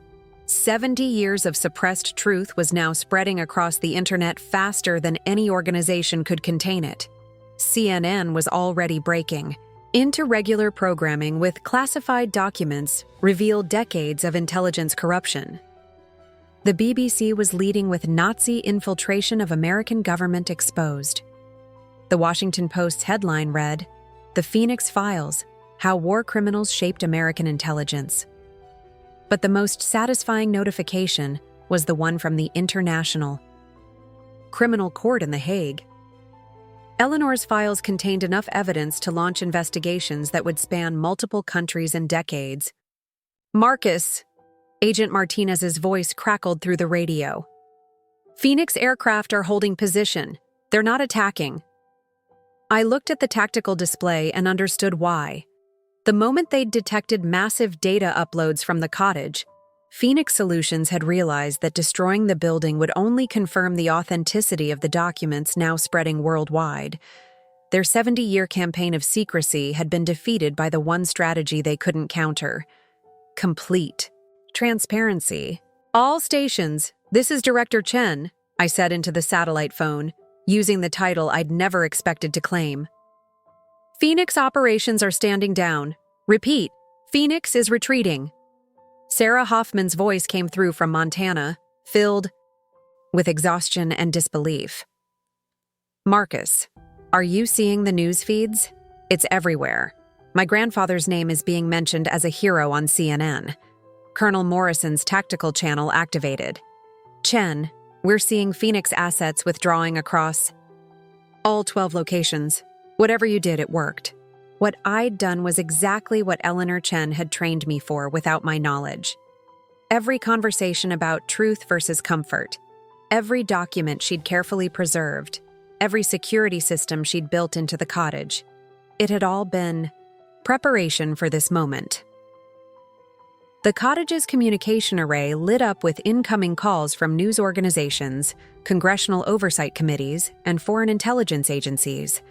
Eleanor's dead man switch hadn't just exposed Phoenix Solutions. It had triggered the largest intelligence document release in American history. "Agent Martinez," I said, "I think it's safe for everyone to come back inside. We have a lot of work to do." As federal agents and military personnel returned to the cottage, I pulled up the final file in Eleanor's archive, a video message she'd recorded just months before her death. Her elderly face filled the main screen, but her eyes held the same sharp intelligence I remembered from childhood visits. "If you're watching this, Marcus, it means the truth has finally seen daylight."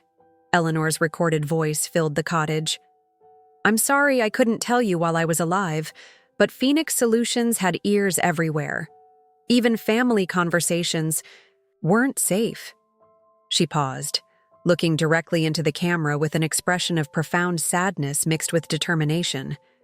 "I've spent 70 years carrying the weight of what I learned during the war, not just about Nazi operations, but about how thoroughly they infiltrated American institutions after their supposed defeat. Phoenix Solutions was founded by SS intelligence officers who convinced American officials that their expertise was worth more than justice for their victims. The recording showed documents I'd never seen before. Photographs of American officials meeting with known war criminals, financial records showing how Nazi gold had funded the establishment of major corporations, and personnel files proving that former concentration camp administrators had been given positions in American intelligence agencies. "The hardest part wasn't keeping the secrets," Eleanor continued. "It was watching Phoenix Solutions eliminate my colleagues one by one over the decades.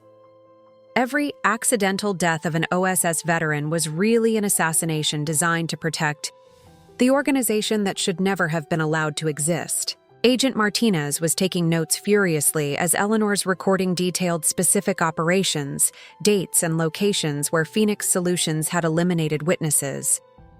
"But we weren't entirely helpless," Eleanor said, and for the first time in the recording, she smiled. "Those of us who survived made a pact.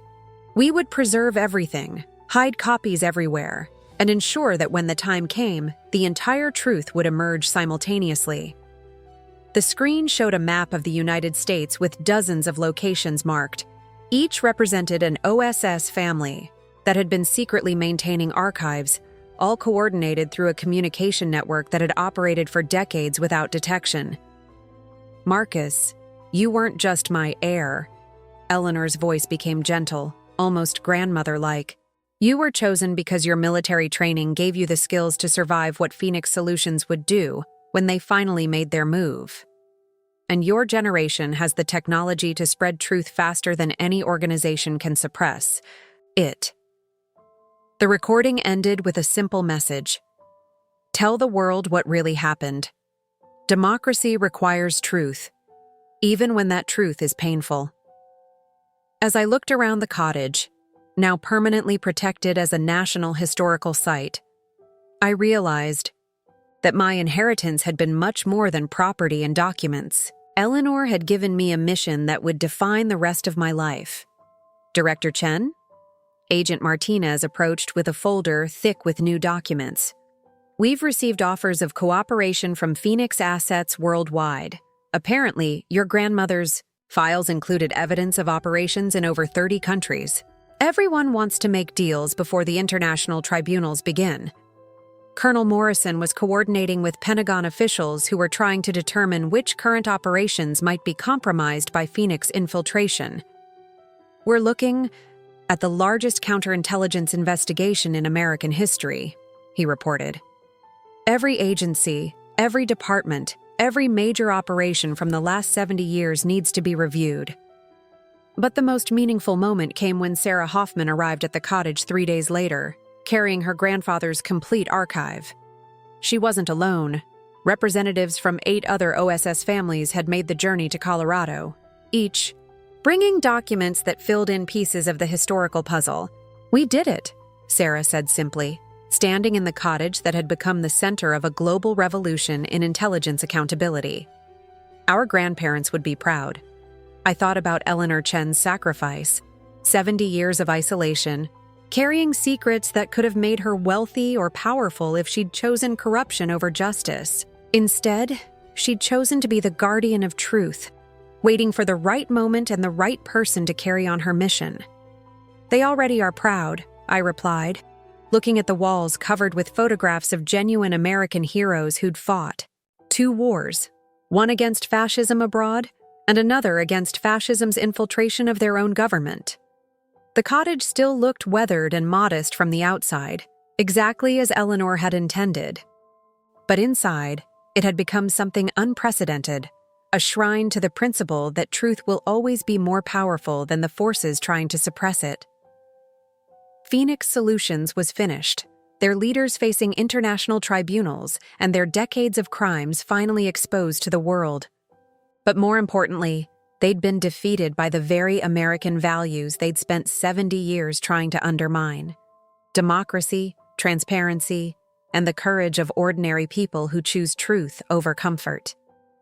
Eleanor Chen had left me more than just a crumbling cottage in the mountains. She'd left me proof that sometimes the most powerful weapon against tyranny is simply refusing to let the truth die. And in a world where information moves at the speed of light, that weapon had become unstoppable. 3 weeks after the Phoenix Files brought down what we thought was the entire conspiracy, I received a package that changed everything. No return address, no postmark, just a simple manila envelope that had been slipped under the cottage door. Sometime during the night, inside was a single photograph and a handwritten note that made my blood run cold. The photograph showed Eleanor Chen as a young woman, but she wasn't alone. Standing beside her was a man in an SS uniform, and they weren't fighting, they were shaking hands. The handwritten note was even more disturbing. Phoenix was just the beginning. Your grandmother had bigger secrets. We have her real files. Come alone to the coordinates below, or watch everything you've built burn. For a moment, my world tilted. Everything I'd believed about Eleanor, everything I'd fought to protect, suddenly felt uncertain. Had I been wrong about my grandmother? Had she been working with the Nazis instead of against them? But then my combat engineer training kicked in. When something seems too convenient, too perfectly designed to destabilize you, it's probably a trap. I examined the photograph more carefully under magnification equipment the FBI had left at the cottage. The shadows were wrong, the grain patterns didn't match, and most tellingly, the paper was modern photo stock, despite supposedly being from the 1940s. Someone had spent considerable effort creating a fake photograph designed to make me question everything I knew about Eleanor's legacy. "Agent Martinez," I said into the secure phone, "we have a problem." "What kind of problem?" "The kind that suggests Phoenix Solutions was just the public face of something much larger and more dangerous." Within an hour, Martinez arrived with a full forensics team and some disturbing news of her own. "Marcus, we've been tracking financial records from the Phoenix investigation, and the money trail doesn't end where we thought it would." She spread out documents across Eleanor's dining table. Phoenix Solutions was funded by a network of shell companies that trace back to some very prominent American families. People with names you'd recognize from history books, corporate boardrooms, and political dynasties. The implications were staggering. Phoenix hadn't been some rogue organization operating in the shadows. It had been the enforcement arm of a conspiracy that included some of the most powerful people in America. "How powerful are we talking about?" I asked, though I was already dreading the answer. "Senators, Supreme Court justices, Fortune 500 CEOs, Pentagon officials, intelligence, directors spanning multiple decades," Martinez said grimly. "People with the resources and connections to make Phoenix Solutions look like amateur hour." My satellite phone rang, and Sarah Hoffman's panicked voice filled the cottage. "Marcus, something's wrong. Really wrong. All the other OSS families, they're backing away from the investigation, claiming their grandparents' documents were fake, that they never had any evidence, that the whole thing was a misunderstanding. All of them? Every single family except us. And Marcus. They're scared. Really scared. Whatever pressure is being applied, it's working. I felt the familiar chill of recognizing a tactical situation spiraling out of control. Someone with serious power was systematically dismantling everything we'd built, using methods that went far beyond threats and violence. Agent Martinez, how many of the Phoenix arrests are still holding up? She checked her tablet, and her expression darkened. Fewer than yesterday. We're seeing a pattern of charges being dropped, evidence being ruled inadmissible, key witnesses suddenly changing their testimony or disappearing entirely. The cottage's secure communication system activated with an incoming call from Colonel Morrison. "Chen, we need to talk. Privately." Martinez nodded and stepped outside, leaving me alone with Morrison's encrypted transmission. "Marcus, I'm calling. From a secure location because I don't trust normal channels anymore." Morrison's voice was tight with stress. "The Pentagon investigation into Phoenix infiltration has been shut down. Orders came from so high up the chain that questioning them would end careers permanently." "How high?" "High enough that the investigation is now classified above my clearance level." "And Marcus, they're reassigning everyone who worked on the Phoenix cases, scattering us to different commands, different countries, making sure we can't compare notes or coordinate resistance." I felt the walls closing in, but there was something else. A familiar tactical situation that I'd encountered in Afghanistan when we'd gotten too close to high-value targets. "Colonel, this isn't retreat. This is regrouping for a counterattack." "What? Do you mean?" Phoenix Solutions was the expendable layer. When we exposed them, we forced the real conspiracy to reveal itself by protecting its assets. Now we know who we're really fighting. I pulled up Eleanor's deepest archive files, the ones I'd barely had time to examine during the Phoenix crisis. What I found there made everything else look like a warm-up exercise. "Colonel, my grandmother didn't just document Phoenix Solutions. She documented the entire power structure that created and protected them.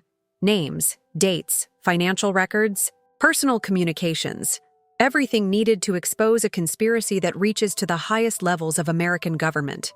The files showed a network that had been operating since the end of World War II, using Nazi expertise not just for scientific advancement, but for social control, propaganda, and the systematic elimination of democratic oversight. Phoenix Solutions had been their cleanup crew, but the real power lay elsewhere. "Marcus," Morrison's voice carried a new understanding. "If you're right, then everyone who worked on the Phoenix investigation is now a target. Not just a target, Colonel. Bait. Because that's what this was. A trap designed to flush out everyone who knew the truth about the deeper conspiracy. The fake photograph, the systematic dismantling of our evidence, the pressure on OSS families. It was all designed to force us into desperate actions that would justify our elimination." "Agent Martinez," I called out as she returned to the cottage. "How quickly can you get me a meeting with the highest level officials you trust in the FBI?" "Depends on what you need to tell them." I looked at Eleanor's deepest files, containing evidence that would shake the foundations of American power structures. "I need to tell them that Phoenix Solutions was just the beginning, and that the real enemy has been hiding in plain sight for 70 years. "How plain sight?" "Plain enough that they probably appointed the officials who will be investigating them." The cottage's alarm system activated as vehicles approached up the mountain road. But these weren't FBI or military vehicles. They were luxury SUVs with government plates, the kind used by officials who didn't announce their visits in advance. "Agent Martinez," I said, moving toward Eleanor's final defensive systems, "I think our meeting just came to us, because someone with serious power had decided that the time for subtle pressure and legal maneuvering was over. They were coming to end the Eleanor Chen investigation permanently, using methods that would make Phoenix Solutions look restrained. But they'd made the same mistake everyone else had made when confronting a combat engineer in his own prepared position. They'd assumed I was just defending a cottage and some old documents. They had no idea I was defending the future of American democracy itself. And Eleanor Chen had left me one final surprise that would prove whether her faith in the truth was stronger than their commitment to keeping it buried. The man who stepped out of the lead government SUV wasn't someone I expected to see outside of history textbooks. Senator William Ashford III, grandson of the legendary Senator Ashford who'd helped establish the CIA, heir to a political dynasty that spanned 4 generations, and according to Eleanor's deepest files, the current head of the conspiracy that had been running shadow operations since 1947. "Mr. Chen," Ashford called out as he approached the cottage, flanked by 6 men who moved with the precise coordination of elite military units.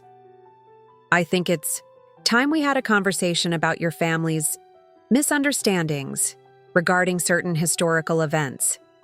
Agent Martinez was already reaching for her weapon, but I placed a restraining hand on her arm. These weren't Phoenix Solutions mercenaries or confused military operators. These were the people who gave orders to organizations like Phoenix. "Senator Ashford," I replied, stepping onto the cottage porch with the same calm I'd used when approaching unexploded ordnance. I was wondering when the real power would show itself. Ashford's smile was cold and practiced, the expression of someone accustomed to getting his way through a combination of authority and barely concealed threats. "Your grandmother was a remarkable woman, Marcus. Brilliant mind, incredible dedication. It's such a shame she never understood the bigger picture." "Which picture is that?" "The one where America had to make difficult choices to survive the cold. War," Ashford said, gesturing for his security team to spread out around the cottage. Operation Paperclip wasn't about recruiting Nazis. It was about preventing Soviet domination of the world. Sometimes democracy requires undemocratic actions to preserve itself. I'd heard this argument before, in briefings about controversial operations overseas. The ends justify the means. National security trumps individual rights. Sometimes you have to become the monster to fight monsters. And Phoenix Solutions?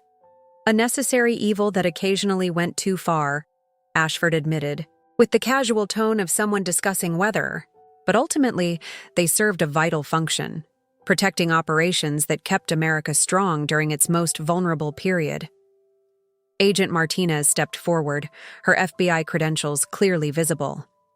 "Senator, whatever authority you think you have here, this is an ongoing federal investigation." "Agent Martinez," Ashford interrupted, pulling out a document that made her face go pale. "You're relieved of this assignment as of 1 hour ago. Orders from the Attorney General, countersigned by the Director of National Intelligence." The document was authentic. I could see Martinez recognizing the seals and signatures that meant her investigation was over. But there was something else in Ashford's manner, a confidence that suggested he wasn't just ending one FBI investigation. "How many other investigations are you shutting down today, Senator?" "All of them," he replied matter-of-factly. "The Phoenix Files investigation, the International Tribunal preparations, the Congressional Oversight hearings. Every inquiry into post-war intelligence operations has been classified under national security provisions." He gestured toward the cottage as if it were a business he was preparing to acquire. "Which brings us to your grandmother's collection. 70 years of accumulated misunderstandings that need to be properly contextualized before they cause unnecessary damage to American interests." I felt the familiar tactical assessment kicking in. Ashford hadn't come here to negotiate or threaten. He'd come to end the investigation permanently, using legal authority that stretched back decades. "The documents have already been released," I pointed out. "The whole world has seen them." "Documents can be discredited," Ashford said calmly. "Experts can be found to question their authenticity. Alternative narratives can be promoted through proper channels. Public attention spans are remarkably short when properly managed. And if that doesn't work?" Ashford's smile became genuinely dangerous. "Then we fall back on methods that have served American security for 70 years. Sometimes people who possess sensitive information suffer tragic accidents. Gas leaks, car crashes, unexpected heart attacks. The world is full of natural dangers. Agent. Martinez was slowly backing toward her vehicle, clearly recognizing that her federal authority meant nothing against the level of power Ashford represented. But I wasn't backing down. Senator, there's something you should know about combat engineers, I said, moving my hand toward Eleanor's final defensive system. We're trained to bring down entire structures when necessary. I'm aware of your military background, Marcus. Very impressive service record, which is why I'm prepared to offer you an alternative to the unfortunate fate that's befallen other members of your family. My blood chilled. What other members? Your parents' car accident in 1999 wasn't as random as you were led to believe, Ashford said with casual cruelty. They'd started asking questions about Eleanor's wartime service, accessing records they shouldn't have seen. Sometimes preventive action is necessary. The world went silent, except for the sound of my own heartbeat. My parents hadn't died in a random accident. They'd been murdered for getting too close to Eleanor's secrets. Your grandmother knew. Of course, Ashford continued. It's why she became so reclusive, why she stopped all contact with family members. She understood that proximity to her was dangerous for the people she loved. I thought about Eleanor's distant manner at family gatherings, her reluctance to talk about the past, her insistence on keeping personal relationships at arm's length. She hadn't been cold. She'd been protecting us. But you, Marcus, have proven yourself capable of understanding complex situations. Former military security clearance, demonstrated ability to keep sensitive information confidential. We could use someone with your skills. Use me how? The Eleanor Chen Historical Truth Foundation could serve a valuable purpose, Ashford explained. Properly managed, it could become a vehicle for promoting the correct interpretation of historical events. Your grandmother's files could be contextualized to support necessary narratives about American strength and resolve. I understood what he was offering, the chance to become part of the conspiracy, to use Eleanor's legacy to support the very corruption she'd spent her life fighting. And if I refuse, then you'll join your parents and the dozen other family members who've had unfortunate accidents over the years, Ashford said simply. The choice is yours, but it needs to be made right now. That's when I heard something that changed everything. The distinctive sound of helicopters approaching, but not military aircraft. News helicopters, dozens of them, converging on our location from multiple directions. Ashford's confident expression flickered with the first sign of uncertainty I'd seen. What did you do? Something my grandmother taught me about combat engineering, I said, pulling out the satellite phone that had been broadcasting our entire conversation to news organizations worldwide. Sometimes the best way to defuse a bomb is to make sure everyone knows where it is. Because Eleanor's final lesson hadn't been about preserving secrets. It had been about knowing when to make them completely public. The cottage's communication array had been recording and broadcasting everything since Ashford's arrival, sending our conversation to every major news outlet simultaneously. You see, Senator, I continued as the first news helicopter touched down in the clearing. The difference between Phoenix Solutions and people like you is that Phoenix operated in the shadows. You just confessed to multiple murders on live television. Ashford's face went white as he realized what had happened. His 70-year-old conspiracy had just been exposed not through documents or investigations, but through his own arrogant assumption that he could threaten people with impunity. The world is watching now, Senator, I said as reporters began emerging from helicopters. And they just heard you admit to killing my parents. But Ashford wasn't finished.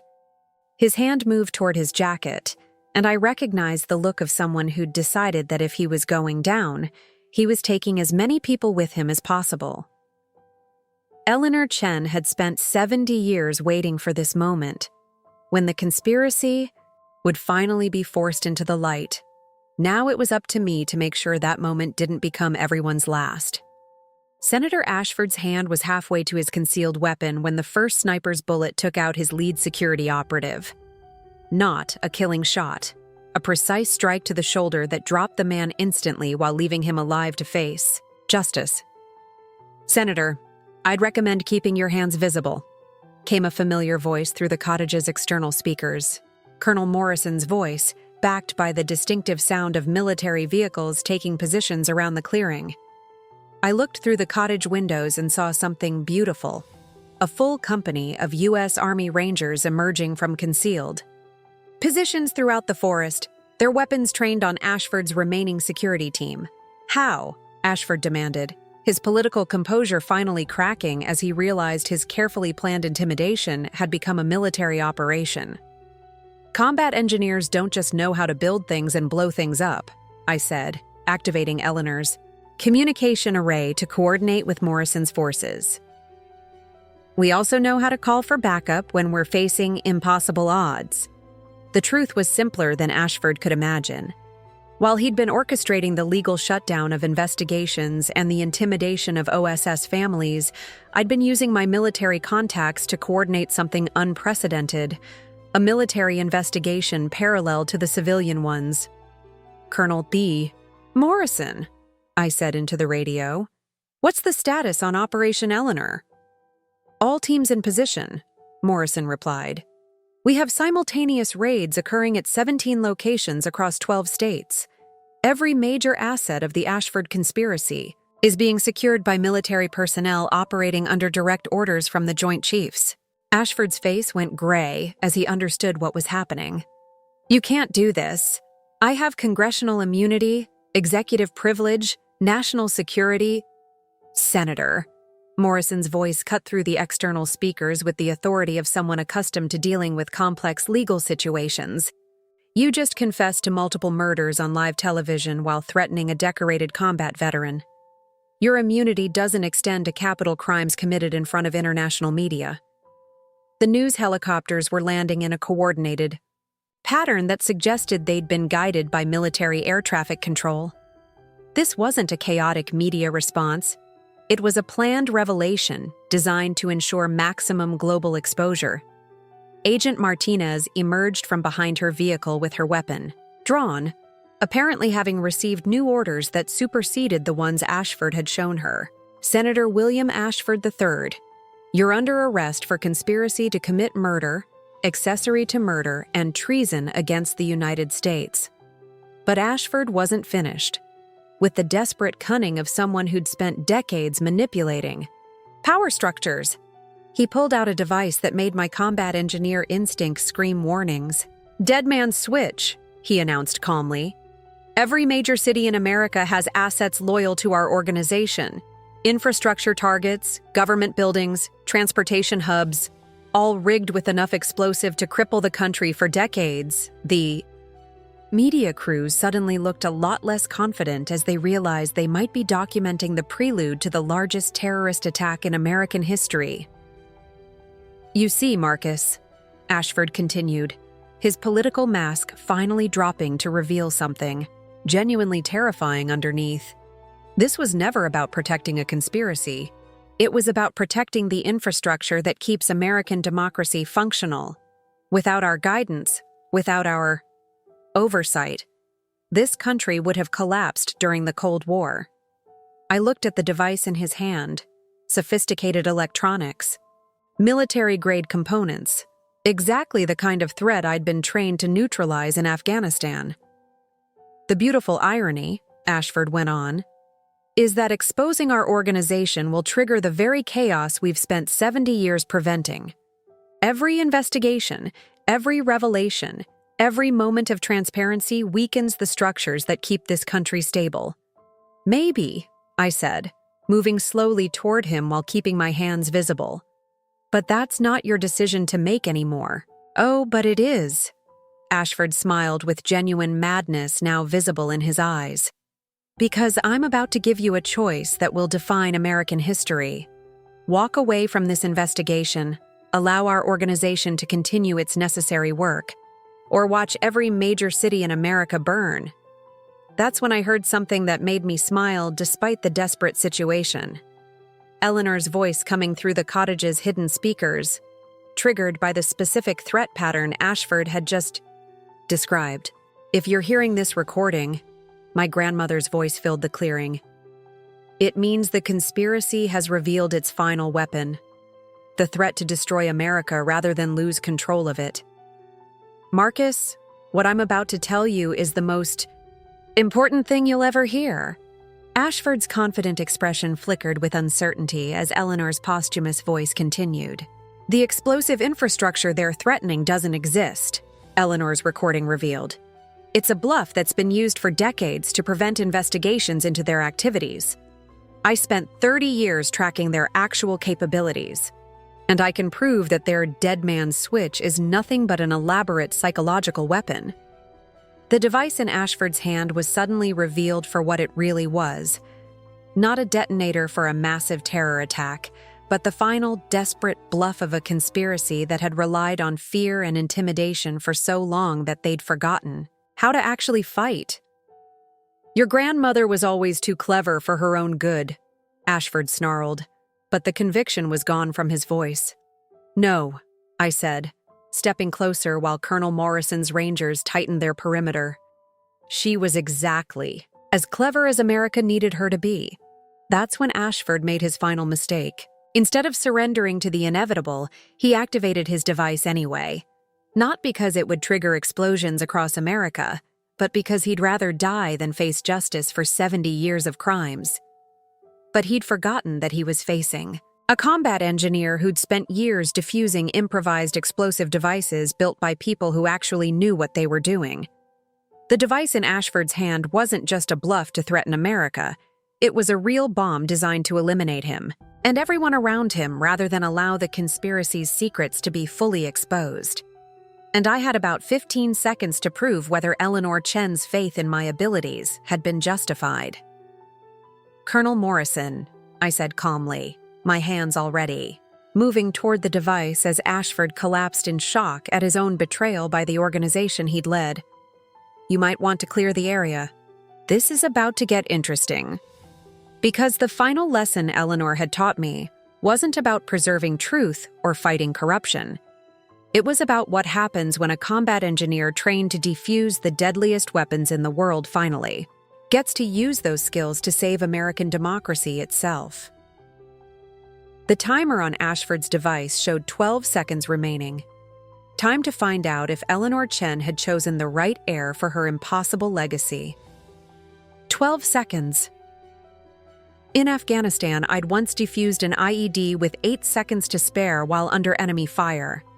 But that device had been built by insurgents using improvised components and unstable explosives. Ashford's bomb was military-grade precision, engineering, the kind of device that government black sites used when they needed to eliminate entire buildings without leaving forensic evidence. As I pried it from his unconscious grip, I could see the sophisticated timing mechanism, the shaped charges designed to maximize destruction, and worst of all, the anti-tampering systems that would trigger detonation if I made a single wrong. Move! 11 seconds! Everyone back! I shouted to Morrison's Rangers and the media crews.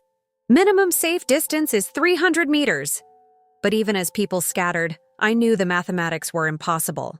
The device was designed to create a blast radius that would eliminate the cottage, everyone in it, and all the evidence that could expose the conspiracy's remaining assets. 10 seconds.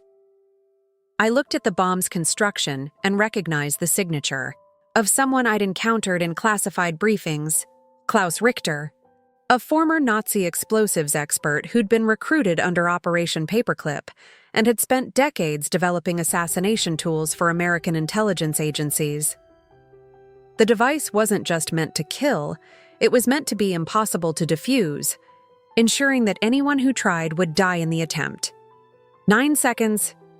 Marcus! Agent Martinez's voice came through my radio. We can contain the damage. Just get away from that thing. But I couldn't run. Not because I was brave, but because I'd spotted something that made my blood freeze. The bomb wasn't just designed to eliminate witnesses. It was connected to a secondary transmission array that would send a signal to sleeper cells across the country if detonation occurred. Ashford's threat about destroying American cities hadn't been a complete bluff. The explosions wouldn't happen automatically, but they would be triggered if anyone successfully defused his personal device. 8 seconds. "Colonel Morrison," I said into my radio with the calm precision I'd learned during hundreds of bomb disposal operations, "I need you to coordinate with FBI counterterrorism units in New York, Los Angeles, Chicago, and Washington, D.C. There are going to be simultaneous attempts on major infrastructure targets in approximately 8 seconds. Marcus, what are you talking about? 7 seconds. Ashford's device is connected to a dead man's switch that triggers if it's successfully disarmed. He set up a scenario where defusing the bomb activates the real terrorist attack." I could hear Morrison coordinating with multiple agencies through encrypted channels, racing to position response teams at targets they hadn't even identified yet. 6 seconds. But then I noticed something that made me smile despite the impossible situation. Hidden among the device's sophisticated components was a single wire that didn't belong, a modification that had been added after the original construction. Eleanor Chen had somehow accessed Ashford's assassination device and installed her own safeguard. 5 seconds. My grandmother's modification was elegant in its simplicity, a bypass circuit that would disable the transmission array while still allowing the device to detonate safely. She'd turned Ashford's ultimate weapon into a controlled demolition that would eliminate the evidence of his bomb-making capabilities without triggering the nationwide attacks. 4 seconds. I activated Eleanor's circuit with the same steady hands.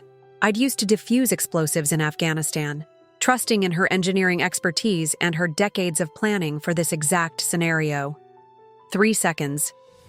The device's display flickered as Eleanor's modification took control, rerouting the detonation sequence away from the transmission array and toward a contained explosion that would harm no one beyond the immediate blast radius.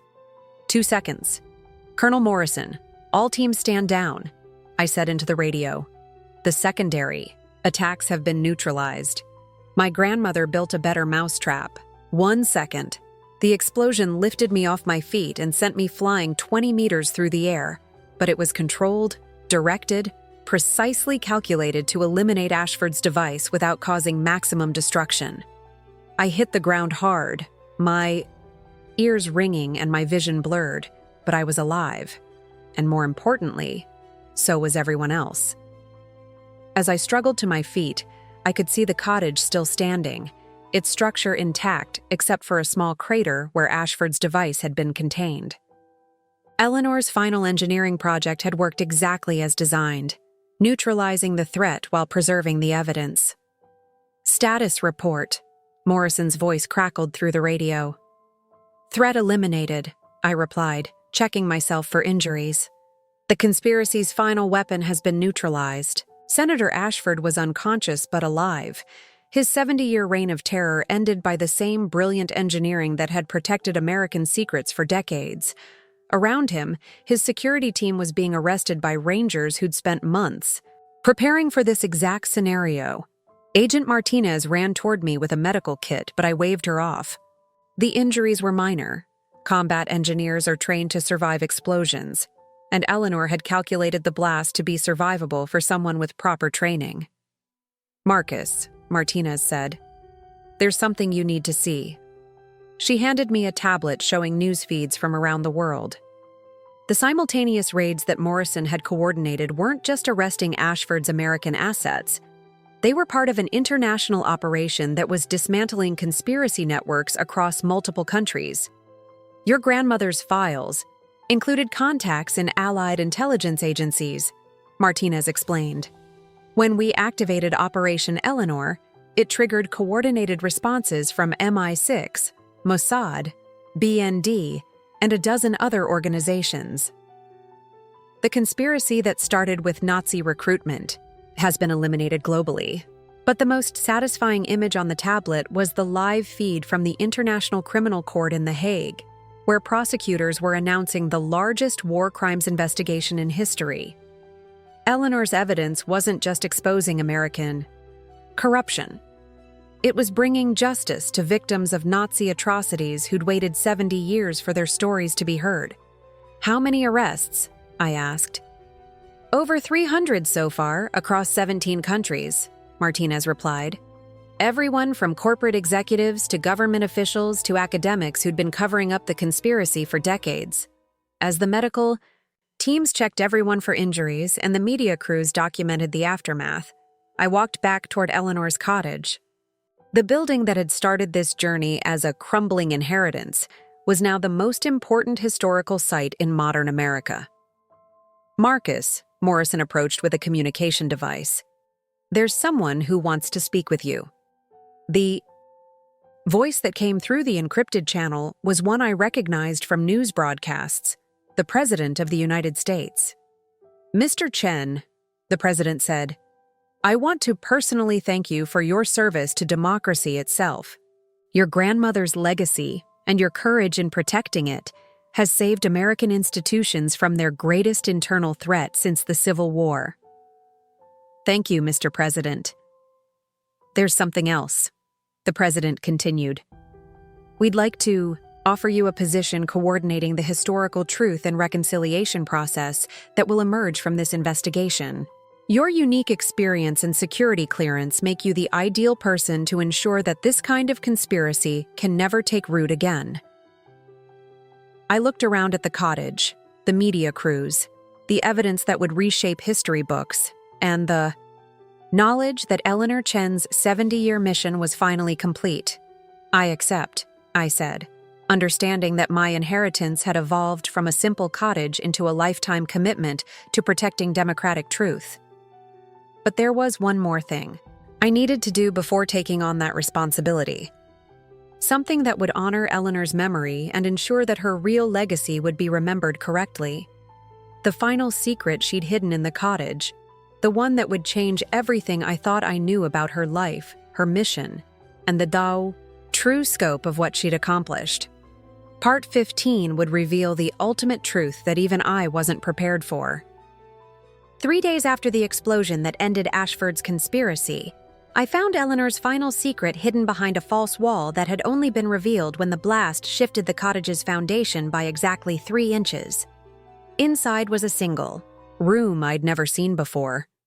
And what I discovered there changed everything I thought I knew about Eleanor Chen, World War II, and the true scope of what my grandmother had accomplished. The room contained something impossible. A complete working replica of the Enigma machine, the German encryption device that the Allies had famously broken during the war. But this wasn't just any Enigma machine. According to the documentation surrounding it, this was the prototype for Enigma's successor, a device so sophisticated that Nazi Germany had planned to use it for their most sensitive communications during the final years of the war. But that wasn't the shocking part. The shocking part was the logbook beside the machine, written in Eleanor's careful handwriting, documenting not her work breaking Nazi codes, but her work creating them. Eleanor Chen hadn't just been an Allied code breaker. She'd been a double agent, working inside the Nazi encryption program while feeding intelligence to the Allies. And according to her final records, she'd done something that even I, with my years of military clearance, had never heard whispered in the deepest classified briefings. She'd helped engineer Germany's surrender. Marcus? Agent Martinez called from the main cottage. You need to see this. We just received a communication from Berlin. I emerged from Eleanor's secret room carrying her logbook, my hands shaking as I processed what I'd just learned. What kind of communication? From the German Federal Intelligence Service. They want to discuss what they're calling the Chen Protocol. Apparently, there are records in their archives that have been classified for 70 years, waiting for someone with Eleanor's biometric signature to unlock them.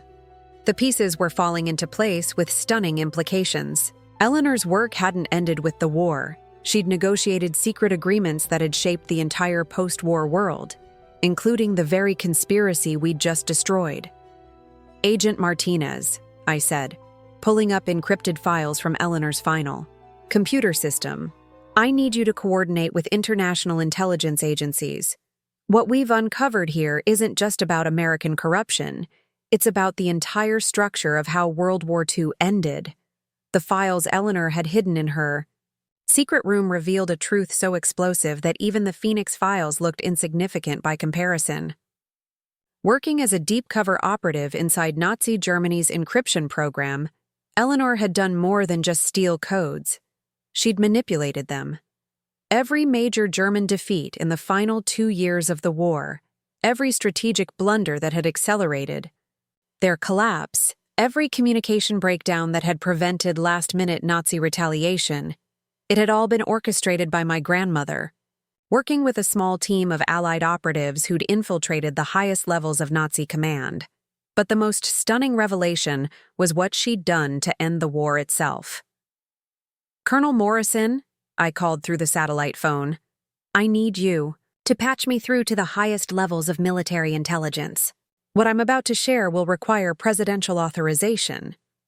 "What kind of authorization?"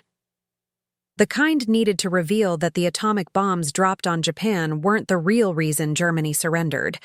My grandmother was." The secret room contained communications proving that Eleanor had convinced Nazi leadership that their atomic program was further advanced than it actually was, while simultaneously feeding false information about Allied capabilities. She'd created a scenario where Germany believed they were losing a nuclear arms race that didn't exist, forcing them to surrender before deploying weapons they'd never actually completed. "She prevented nuclear war," I said aloud, the magnitude of Eleanor's accomplishment finally hitting me. Not just in 1945, but for the entire Cold War period that followed. But there was more. Eleanor's post-war work with the OSS hadn't been about documenting American recruitment of Nazi scientists. It had been about controlling it. Every Nazi brought to America under Operation Paperclip had been carefully selected and monitored by a network of operatives reporting to Eleanor. She'd allowed the conspiracy to recruit former Nazis, but only the ones she'd already turned into double agents. For 70 years, the very conspiracy that thought it was using Nazi expertise to advance American interests had actually been controlled by the woman they'd spent decades trying to eliminate. Every major decision, every strategic move, every operation that Phoenix Solutions thought they'd orchestrated, it had all been guided by Eleanor Chen's invisible hand. Phoenix Solutions wasn't the enemy, I realized, speaking to the empty cottage as the full scope of Eleanor's strategy became clear. They were your weapons. You let them think they were running a conspiracy while you were actually using them to protect American democracy. Senator Ashford and his family dynasty hadn't been controlling a shadowy organization. They'd been puppets in a 70-year operation designed to identify and neutralize threats to democratic institutions.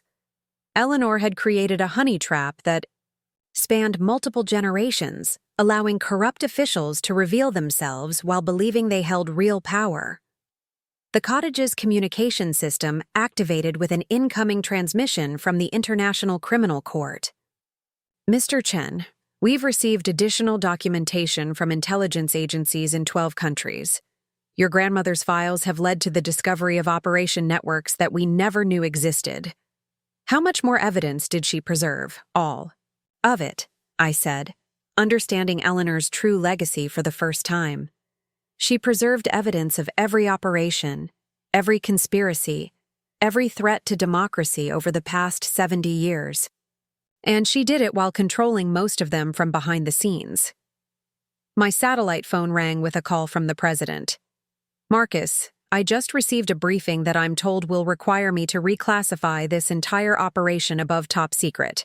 Is it true that your grandmother prevented nuclear war?" "Mr. President," I said, looking around the cottage that had revealed itself to be the command center for the most sophisticated intelligence operation in human history. "My grandmother didn't just prevent nuclear war, she prevented every major conflict that could have ended civilization for the past 70 years. How? By making sure that the people who thought they were running shadow conspiracies were actually working for the most brilliant spy in American history." As I hung up the phone, I realized that my inheritance had been even more extraordinary than I'd imagined. Eleanor Chen hadn't just left me a cottage full of secrets. She'd left me the keys to a global peacekeeping operation that had been protecting human civilization for 7 decades. The crumbling cottage in the mountains was actually the hidden headquarters of the most successful intelligence operation in world history. And now it was my responsibility to continue Eleanor's work, ensuring that the systems she'd built to protect democracy would survive for future generations. I walked to the window and looked out at the Colorado mountains, thinking about the journey that had started with a simple inheritance and had revealed the true scope of one woman's dedication to human survival. Eleanor Chen hadn't just been my grandmother. She'd been the guardian of the entire free world, and somehow, despite everything, she'd trusted me to carry on her impossible mission.